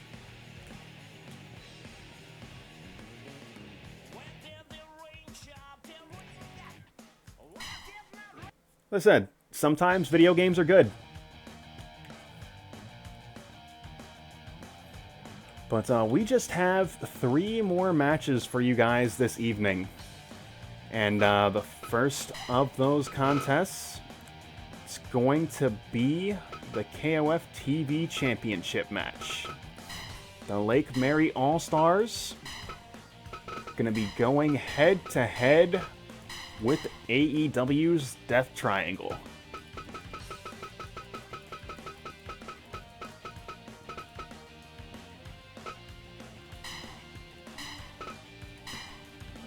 And this is partly for Blake as well, that wants more lucha on my show.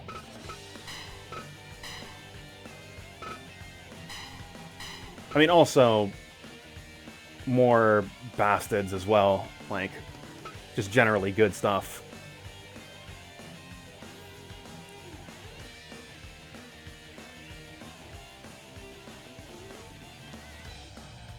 Yeah.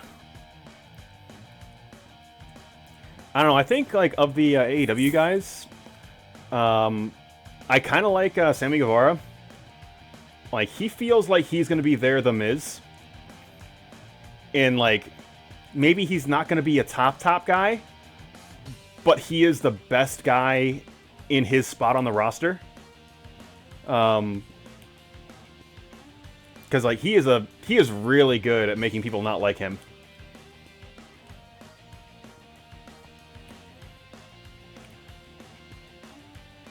But,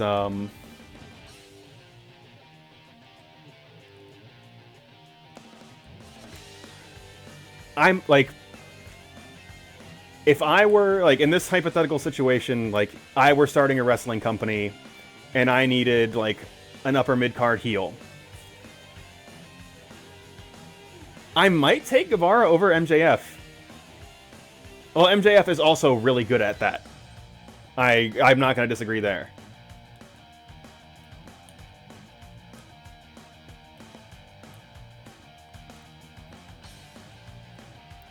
But, right now we're talking... Yeah, they do have, like, that is good that they have more than one of those. But, right now we're talking about a lot of guys that are not in this match. Appreciate you, GK, for trying to keep us on message and talking about how Pac is very good at being a heel, because he extremely is. And these guys definitely going to be working heel up against the Lake Mary All-Stars for the King of Fighters TV Championship. And that match right now.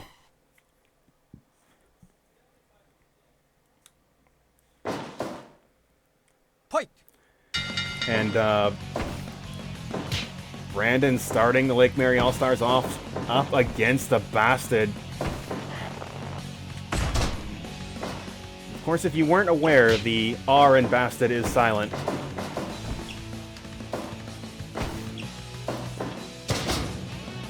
And Pac with a big backdrop. But Brandon not allowing him to stay on him here, as it is a bit of a back and forth in the opening moments of this contest, as neither competitor able to get the upper hand. Just as you think that Pac's got Brandon under control, Brandon reverses course. Just as you think Brandon has Pac under control, Pac reverses course. But now we have Josh Kaiser in this match, as a drop toe hold in the orange Gatorade corner puts the Lake Mary All-Stars in excellent position. Big knee to the gut once again, and that's going to allow Pac to get back to his own corner, and now Pentagon, the legal man in this contest.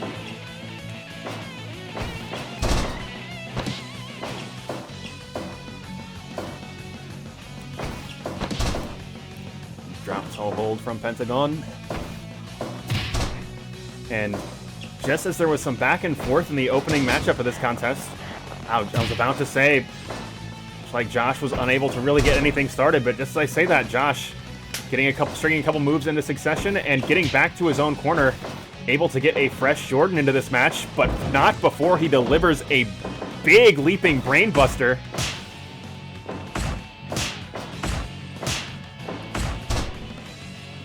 But Jordan unable to strike it out with Pentagon here.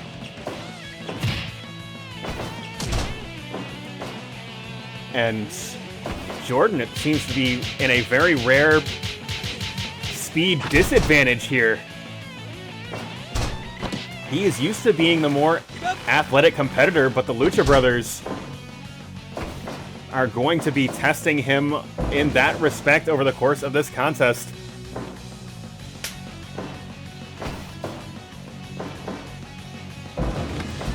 And big double vertical suplex, and that's going to clear out the Death Triangle's corner, and likewise, Lake Mary All-Stars corner opened up as well.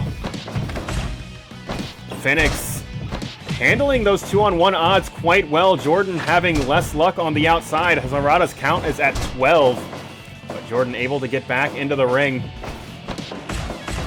And Jordan repeated knees to the face of Phoenix, and Jordan getting back into his own corner, bringing a fresh Josh into this matchup.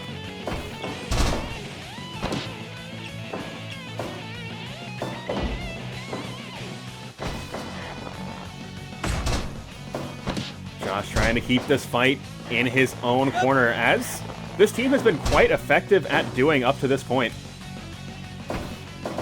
But just as I say that, Phoenix shooting Josh into his own corner, but Josh having absolutely none of that. But right now, Phoenix and Josh just battling it out center of the ring. Josh losing the battle but winning the war as the fight is being pushed back into his own corner. Josh gets mount and repeated punches to the face, and I believe he's busted Phoenix open. A slight miscalculation will allow him to get to his own corner. But Josh is not finished with Phoenix, but Pac is pushing Josh back into his own corner now with the 2-on-1 advantage.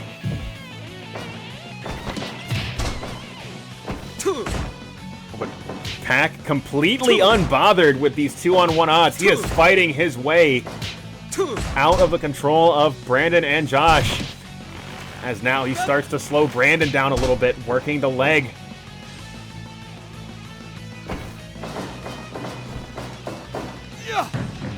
Big back body drop, and once again, these two men just seem so evenly matched. They're having a great deal of difficulty really maintaining the advantage over one another.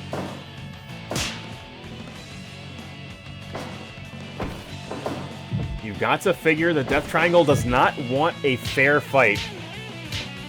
You know, there's an old saying that goes, you've got a 50-50 chance of winning a fair fight. And those are not particularly great odds, but Brandon just laying into Pac.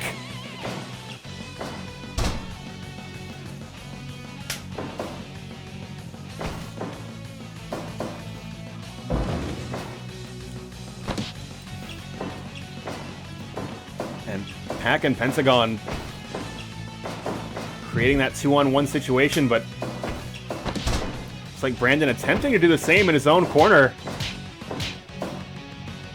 And Josh putting on a little bit of a show for the audience at home before he drives an elbow right into the top of the skull of Pentagon.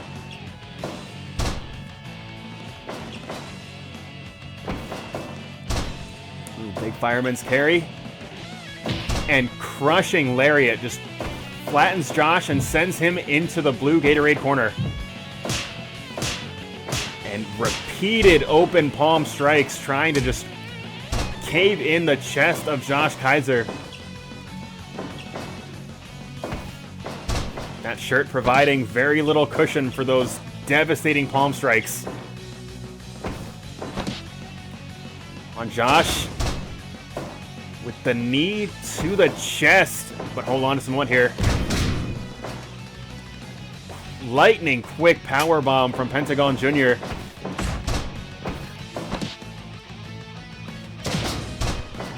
And again, Josh just lifting a knee right into the chest of Pentagon Jr. But a super kick. Welcome to the party, pal. As Pentagon tags in Phoenix.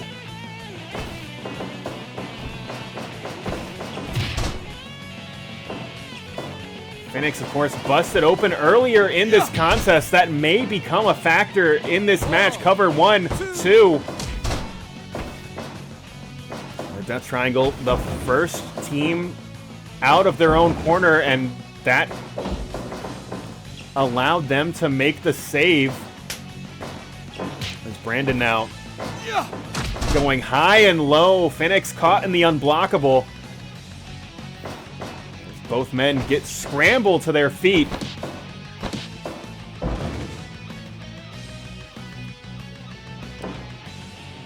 Phoenix to his feet, but out of instinct alone. But hold on just a moment here. Just cover 1 and only 1. Got a fresh Jordan in this match. Josh playing it up for the crowd at home. But right now, Jordan all alone against Phoenix and Pac. And that is a dangerous place to be as Jordan is locked in the brutalizer.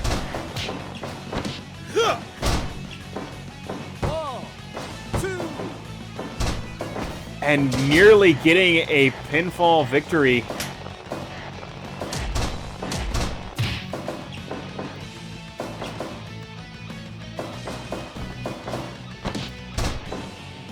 Big Rana and Pac now just taking it all in as the man on top in this situation. And all 3 members of the Lake Mary All-Stars coming to the outside. Josh has got a steel chair, but looks like he's been disarmed. But right now, Brandon just laying into Pac once again. And it is absolute chaos on the outside of the ring right now. Oh my God! Package pile driver right onto that steel chair on the outside.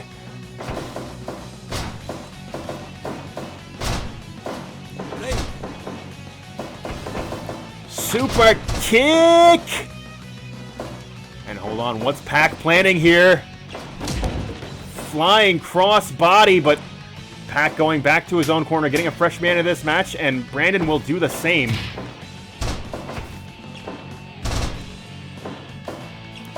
Brandon setting Josh up here as the 2 men just battle it out center of the ring. This team's so evenly matched. We do not have a single elimination nearly 20 minutes into this contest. However, this could be the first. Cover 1, 2, 3 count fall. And Josh has been eliminated.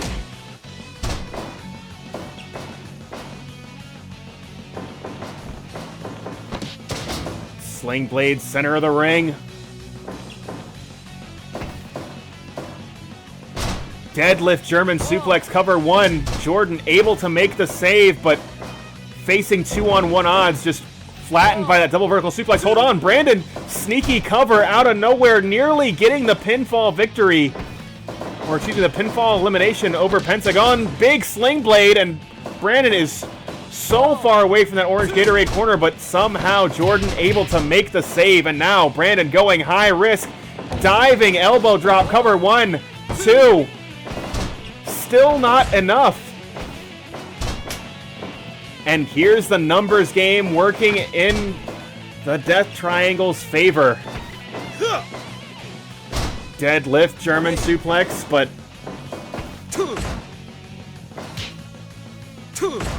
Brandon getting a hand on the bottom rope, and now these 2 men just going to war with one another. Big super kick, and Brandon in dire straits. Brandon able to get back to his own corner.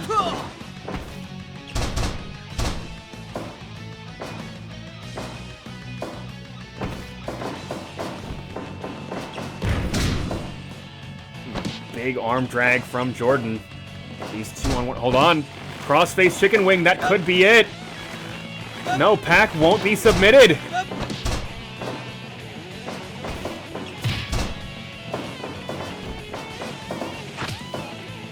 Big sliding drop kick, just laying him out. Possibly setting up for the brutalizer there, but unable to find his mark. As Jordan able to get to his feet and once again going to that crossface chicken wing. Brandon attempting to make the save, is able to do so. Hold on, Pac going high risk. Black arrow. And goes for the cover. 1, 2. I believe Brandon was cut off, but Jordan able to make the kick out all on his own. And now Jordan going back to his own corner, but making a critical mistake, allowing Pac to do so as well. But an STO and sweep will flatten Pac. As Brandon delayed brain buster.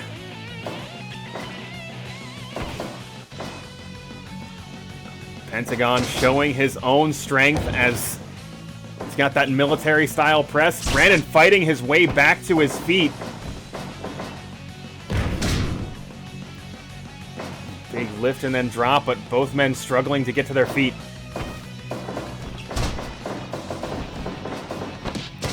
Big sling blade from Pentagon.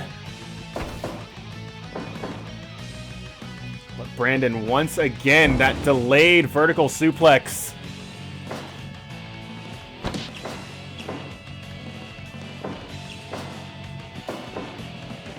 Pentagon sidestepping that lariat, and able to connect with that super kick of his own.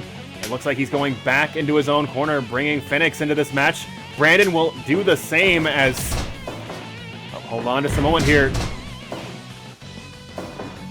Phoenix going for the cover. 1. Only getting 1.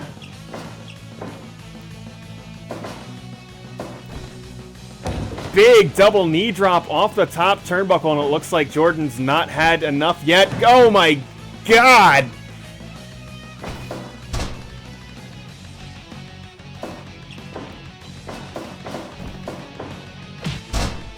And big Tony John knee strike just right into the side of the face. And hold on. Turning belly to belly suplex cover. 1, 2. Oh my God, it's still not enough to put Phoenix away. How much more is it going to take?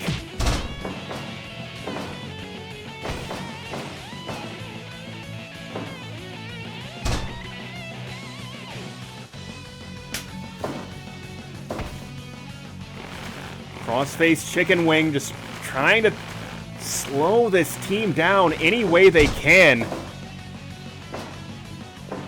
But Phoenix able to sidestep that lariat, get back to his own corner.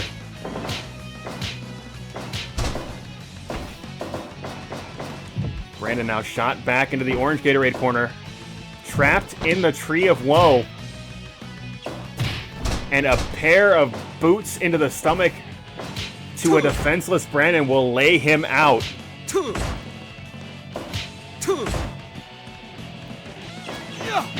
Brandon rolling lariat, Pac responding back with a super kick to flatten Brandon, and hold on, possibly setting up for the brutalizer, but still not able to get it. And there it is, there's the brutalizer. And Jordan all alone against the Death Triangle and shot into the blue Gatorade corner. His odds have drastic gone down. But hold on. Jordan's patented bear hug scoring an elimination. And his armbar scoring a second one immediately afterward.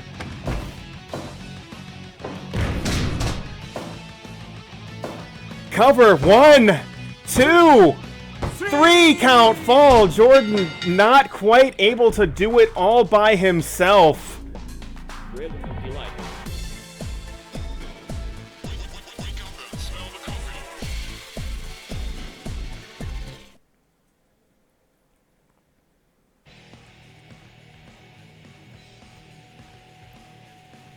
Jordan so very close to being able to make that heroic comeback for the Lake Mary All-Stars. But those 3-on-1 odds were just too much to overcome. Phoenix able to pick up the victory with that Fire Thunder.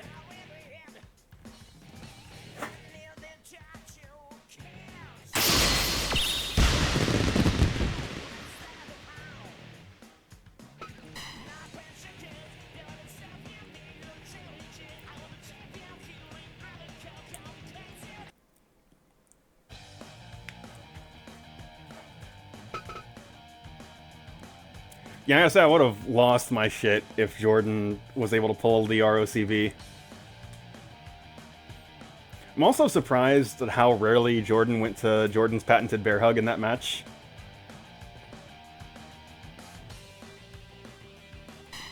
So I feel like that would have been a difference maker.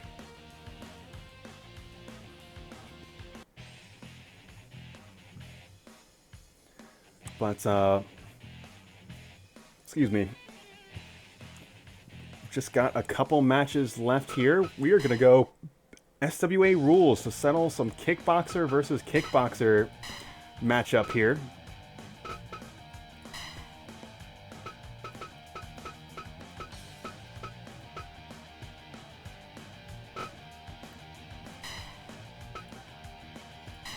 So we have the kickboxer, Jean-Claude Van Damme, going head-to-head against Bruce Boran. As I said earlier on tonight's program, Craig Tonga calling out Van Damme, but Van Damme wanting to get a measure of what the Knicks Wrestling Organization Mixed Martial Arts stable looks like. He's going head-to-head with one of their kickboxers first in Bruce Boran. So let's go ahead and get into this contest right now.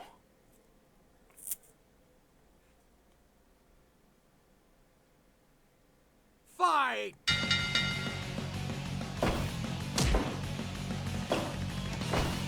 Of course, both of these men, devastating strikers. This match could end at any given moment.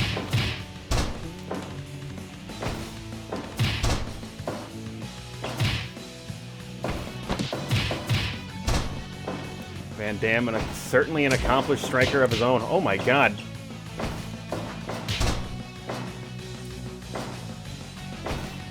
And there, Van Damme just with those legs that hit like an aluminum bat, targeting the side of the head of Boran. Boran able to sidestep that. And really, it's been pretty back and forth. Ooh, big right cross from Boran here.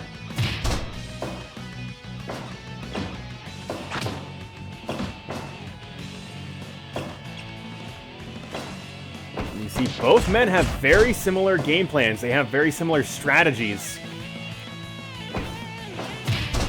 You want to deliver many kicks to your opponent without being kicked as much as possible.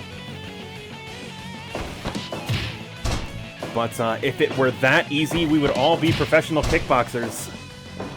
So we will have to see who is able to execute on that game plan over the course of this matchup.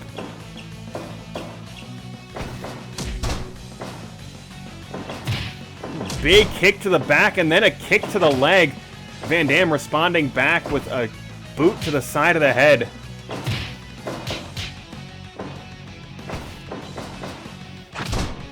Arm trap and kick again.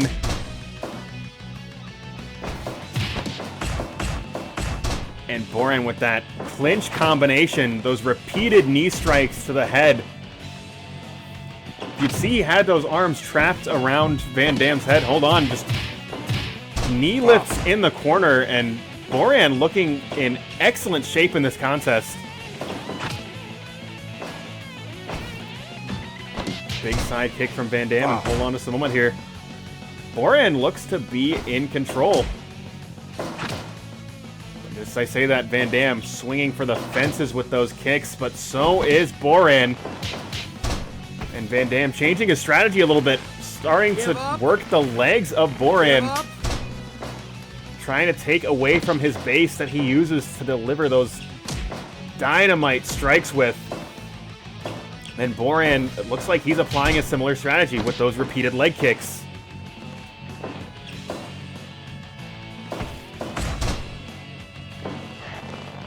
Give up. Give up.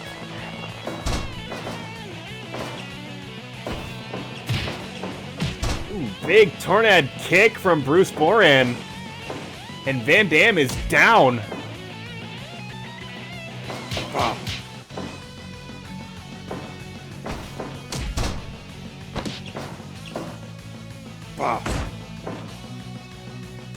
Van Damme is in trouble here, but there's that patented flying kick of Van Damme, but unable to find its mark. And Boran just delivering that vicious strike. And Van Damme's currently been unable to pin Bruce Boran down.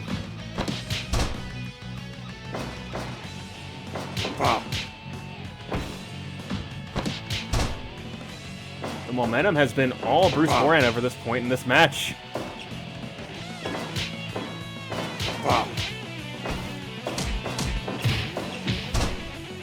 Those repeated strikes are going to bring Mario in for the count.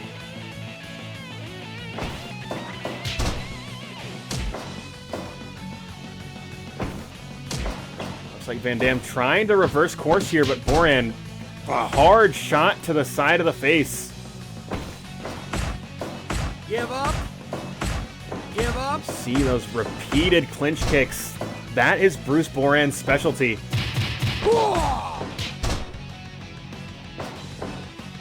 One. Van Damme looking for a somewhat unorthodox exit to this contest. As would not have told me this match was going to end by pinfall. And it very well may not, as Van Damme has been knocked down for the second time in this round. If Boran is able to get another significant strike in the next 20 seconds, this match could be over.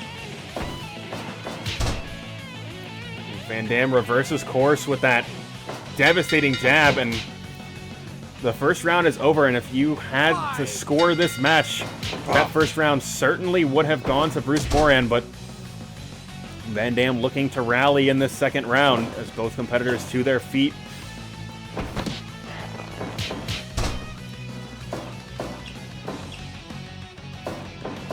Van Damme again goes for the cover.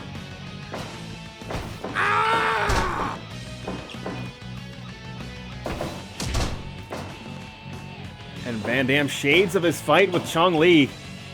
Going for a strike below the belt. Somehow Mario not catching it.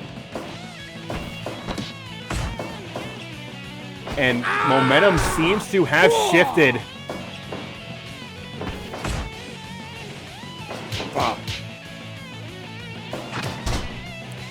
And there's the devastating kicking ability of Jean-Claude Van Damme. Big soul butt kick.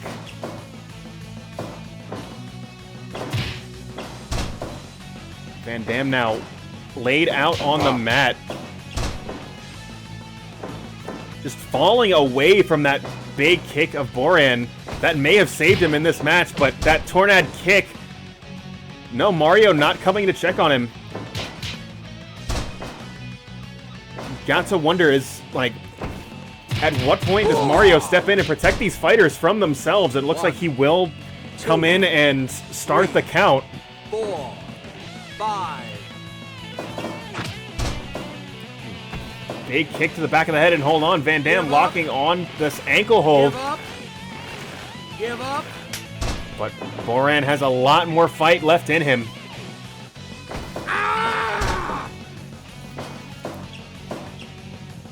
And Van Damme clearly desperate at this point in the match. Big leg kick, taking Van Damme's legs out from under his legs. And tornado kick going to lay Van Damme out. That could be it. 2, 3, 4. But no, Van Damme is to his feet.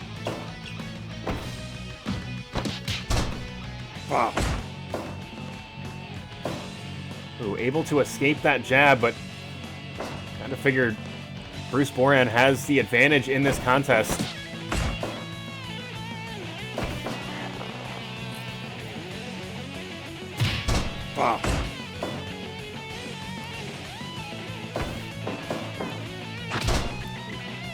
Big kick, and Van Damme once again going to that Give up. knee bar, but Give up. Boran refusing to be Give submitted. up.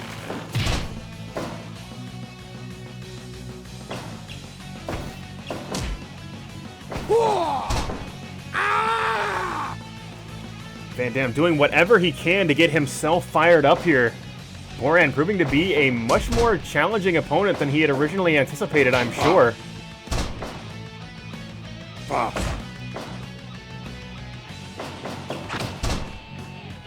a big boot to the head will lay Van Damme out, and that strike combination just as devastating.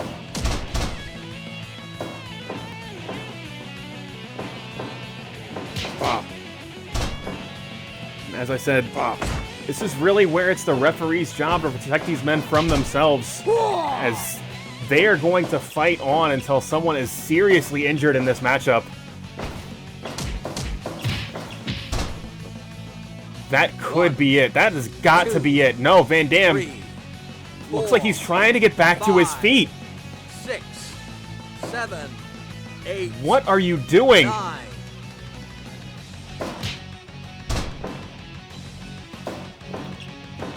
Van Damme wants to keep fighting, but at what cost?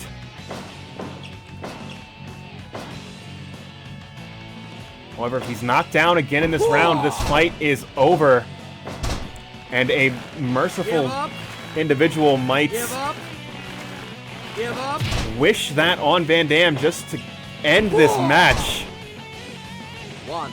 That big arm drag is going to be the second knockdown for Van Damme in this match. If someone is knocked down in the next minute, 7. this match will be over. Big boot to the head, and that's gonna be it.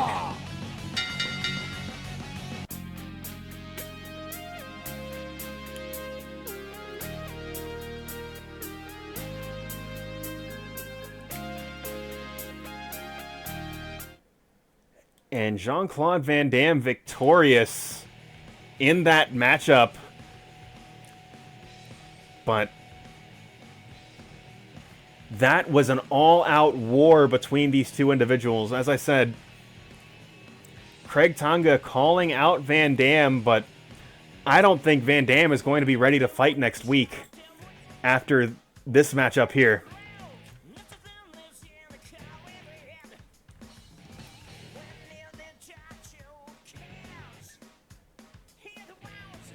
Yeah, I gotta say, I don't know what 100% evaluated SWA rules match is, if that is not that.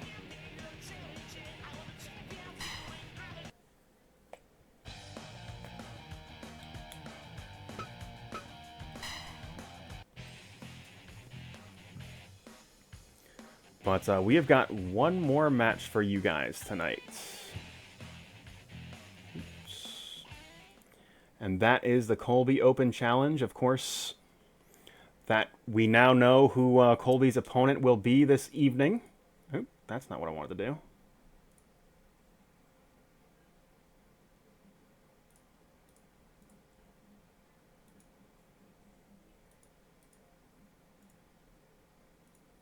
So let me cue this match up really quick.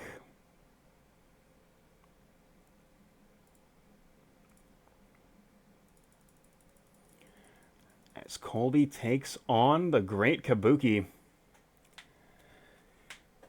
in tonight's main event. As I said, of course, COLBY, he's got to be thinking about his tag team championship match against Antonio and Drew, and whether or not Maglo will be there. But he can't afford to look too far forward, as he has got a legendary opponent that he's going to have to face this evening. But let's not waste any more of your time. Let's get right into this match right now.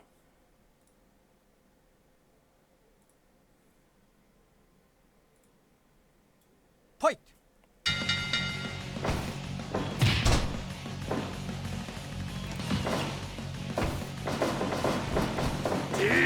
And COLBY coming out swinging with the Atomic Lariat immediately in this match, and Kabuki very wise to avoid that hold. But of course, as it is with all of COLBY's matches, it's How long can you avoid those sledgehammer-like hands of COLBY? Because he could very easily sneak that one by you with a match-ending blow. Very rare of him to go for that this early, but maybe that is COLBY thinking about next week a little bit too much, wanting to get through this match very quickly. Big Samoan drop from Kabuki, and again applying that illegal choke. Harada having none of it, immediately starting the count. COLBY slams Kabuki with that body slam, goes for the cover, but not even getting a count of 1.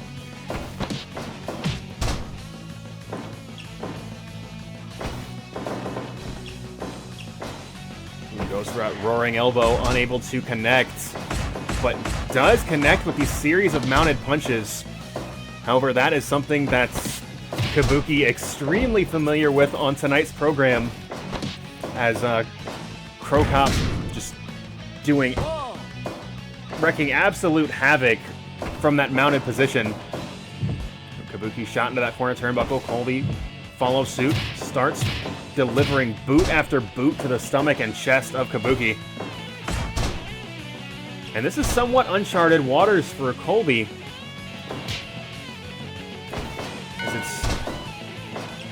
as COLBY is usually a slow starter in matchups, but you could see like just how much he wanted to get through this match very quickly,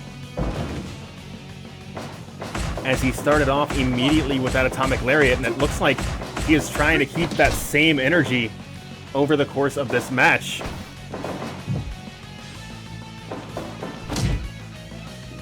Big lariat into the corner, but COLBY fighting his way out. Kabuki gaining the upper hand briefly here. Goes for the cover. 1, 2. Count 2. Big leaping pile driver, just crushing the neck of COLBY, but still only getting a 2 count. And Kabuki spitting that patented green mist, and COLBY trying to go high risk, but just slips on that bottom rope.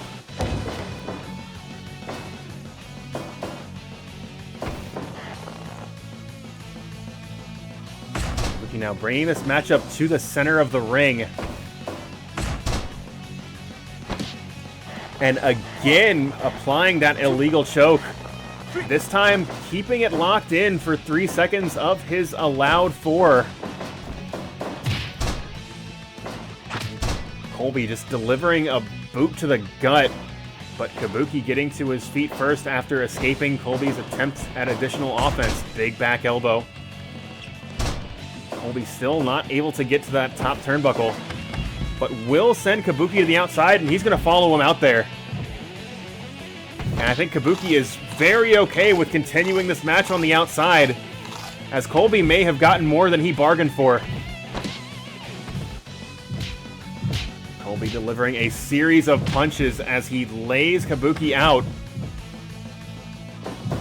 Harada's count at 14, 15, and Kabuki now rolling back into the ring.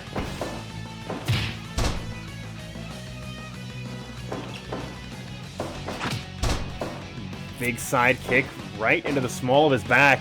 Cover 1, 2. Only 2.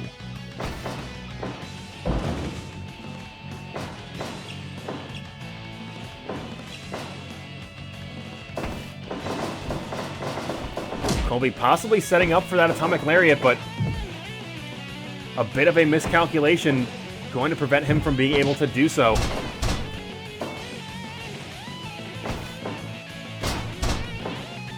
Big DDT, and Kabuki now in control as COLBY is in dire straits. Big falling lariat, and COLBY just, hold on, getting lifted and dropped once again on his neck. Looks like Kabuki has not yet had enough as he delivers another leaping pile driver. COLBY, big pump handle driver, cover 1, 2. So very close, but not quite enough. Harada indicating Kabuki able to get a shoulder off the mat.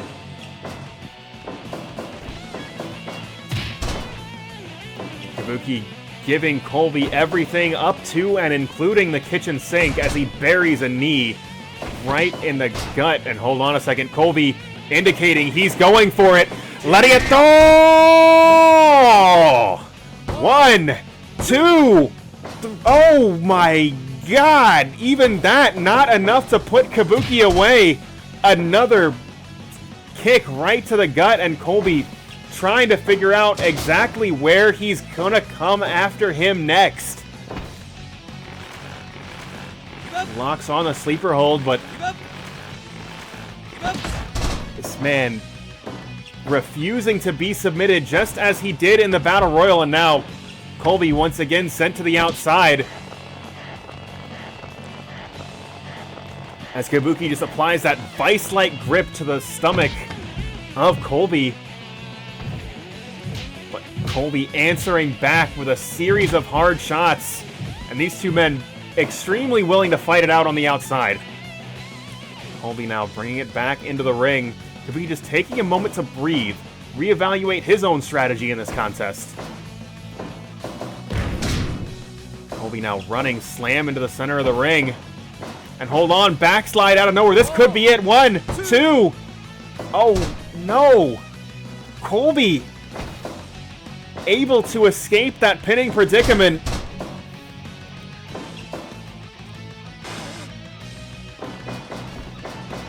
And Kabuki again with that falling lariat, but COLBY is the man to his feet first. COLBY, the angriest wrestler, as he punishes Kabuki with those repeated strikes to the side of the head. But that powerbomb has got to be enough, and it is.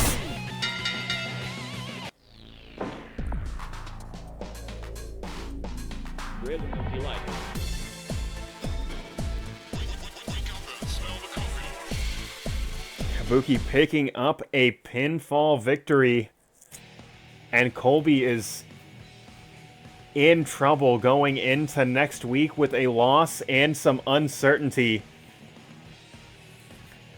as to whether or not his tag partner will be in that match.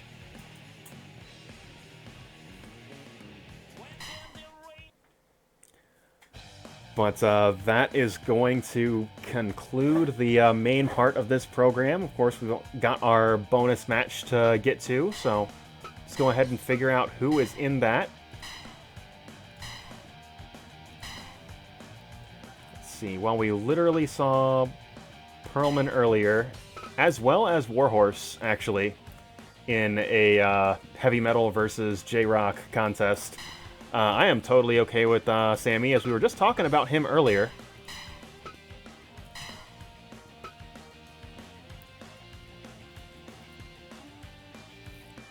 Got pretty limited options in the Blue Gatorade corner, I've got to say.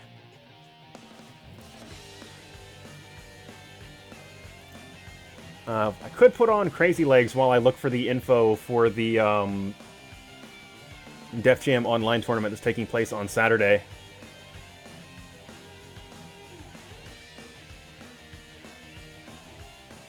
But I will allow you guys to pick between the two options available.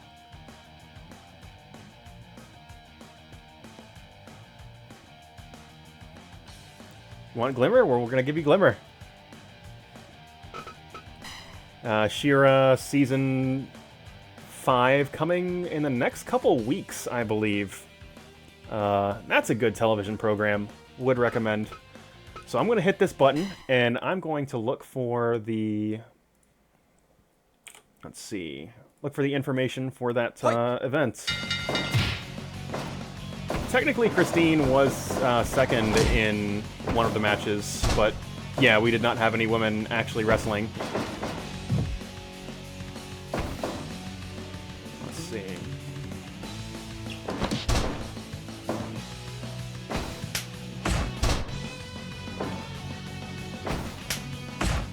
You know, if I were smart, I would look for this in Discord, where this link is much easier to find.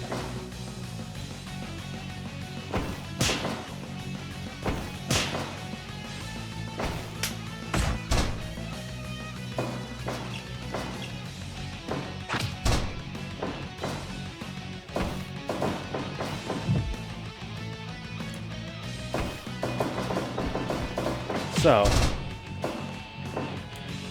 let's see. So this is the link to the Fight for New York bracket specifically.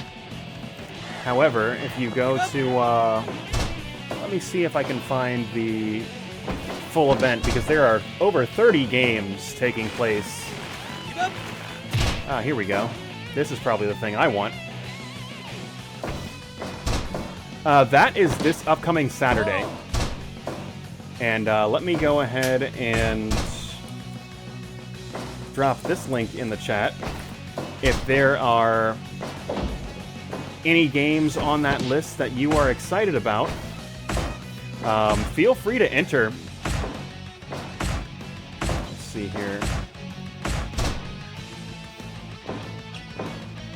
As I mentioned earlier, I will be running the brackets for the Fight for New York online tournament.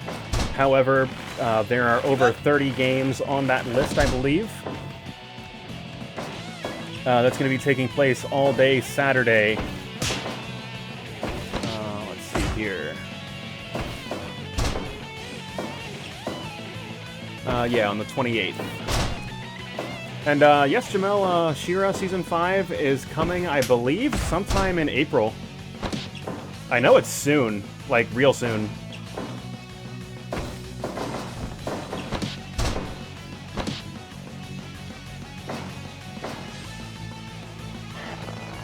I mean, right now, Def Jam is 3, so... You know, tell your friends you can also be a promoter. 1, 2.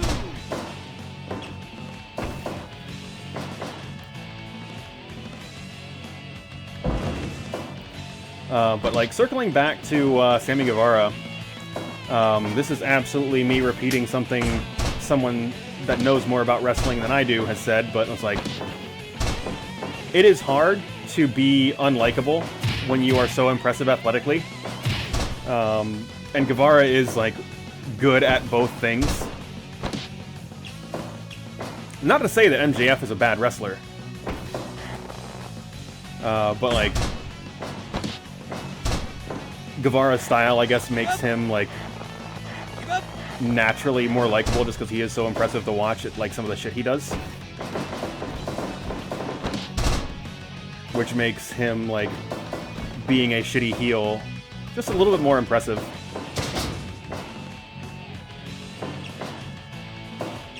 Glimmer hitting fucking Guevara with the crossroads. You love to see it, actually.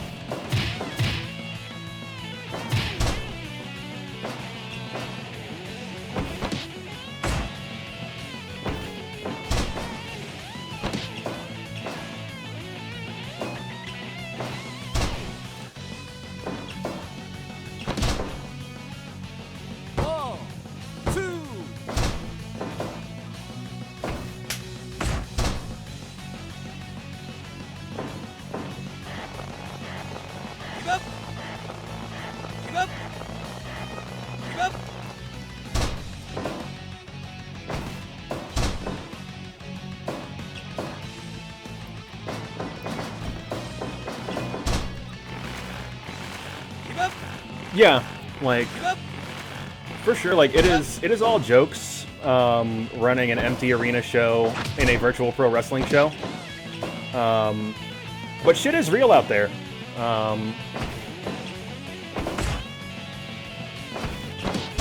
Like, both the coronavirus and the response to the coronavirus, like, both legitimately challenging. So, yeah, hope that, people staying safe, people, like, being prepared if, you know, there is, like, more severe, like, store closures, things of that nature.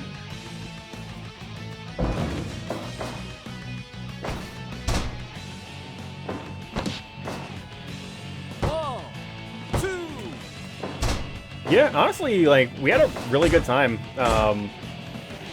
And played some games we wouldn't normally get to play. Because, obviously, if we're all in the same room, like, we're not all gonna have our PCs available to play Siege. I guess, theoretically, we could play Killer Queen Black anytime. But yeah, we just got to get to do some stuff that we don't normally get to do, which was cool.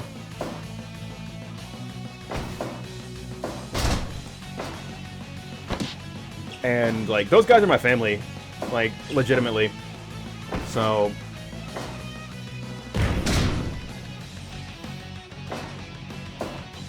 like, just because I cannot be in the same room as those people, like... I would still like to be with those people in some way, you know?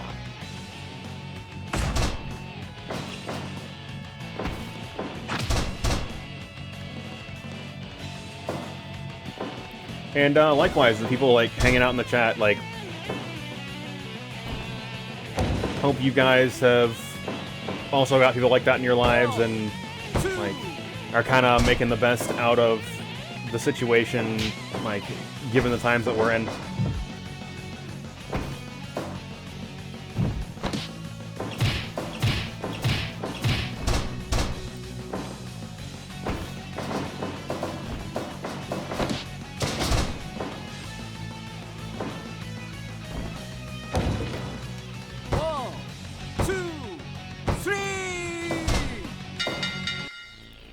I mean, like, that's definitely a thing also, like, hey, people are anxious, people are, like, legitimately scared,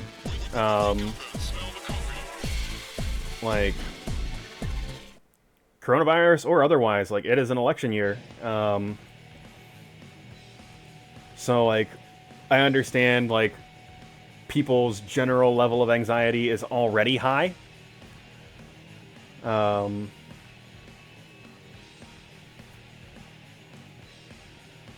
but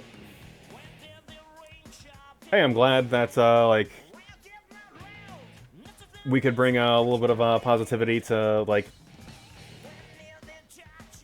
your, I guess, online experience. And I don't mean to say sound condescending when I say that either, to be totally clear.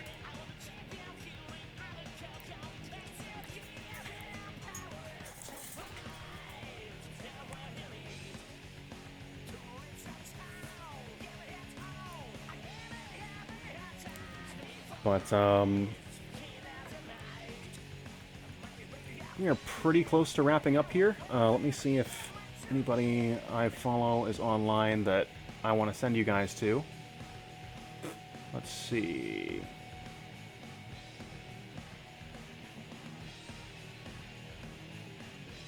Let's see. It looks like, Blake is playing Hollow Knight Insect Bug Horn ET.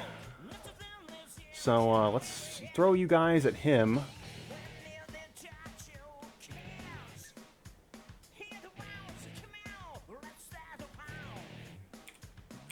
Oops, that's not what I wanted to click on.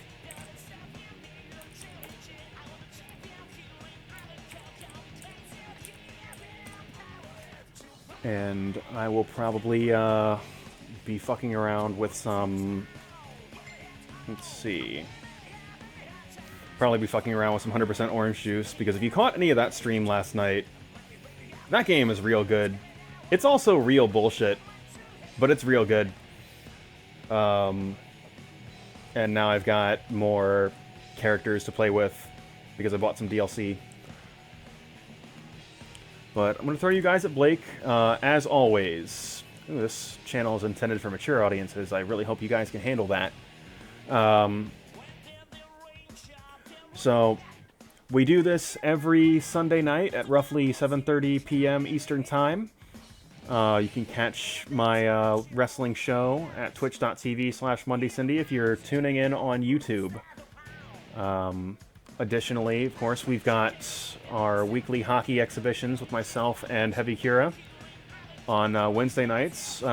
Kiraga picking up his first ever win in NHL 20 against another human being this past Wednesday. So it seems like things are getting more competitive as our as our games go on. Sometimes I play other games, not usually. But right now I'm going to go ahead and throw you guys to Blake, and hope to see you guys next week.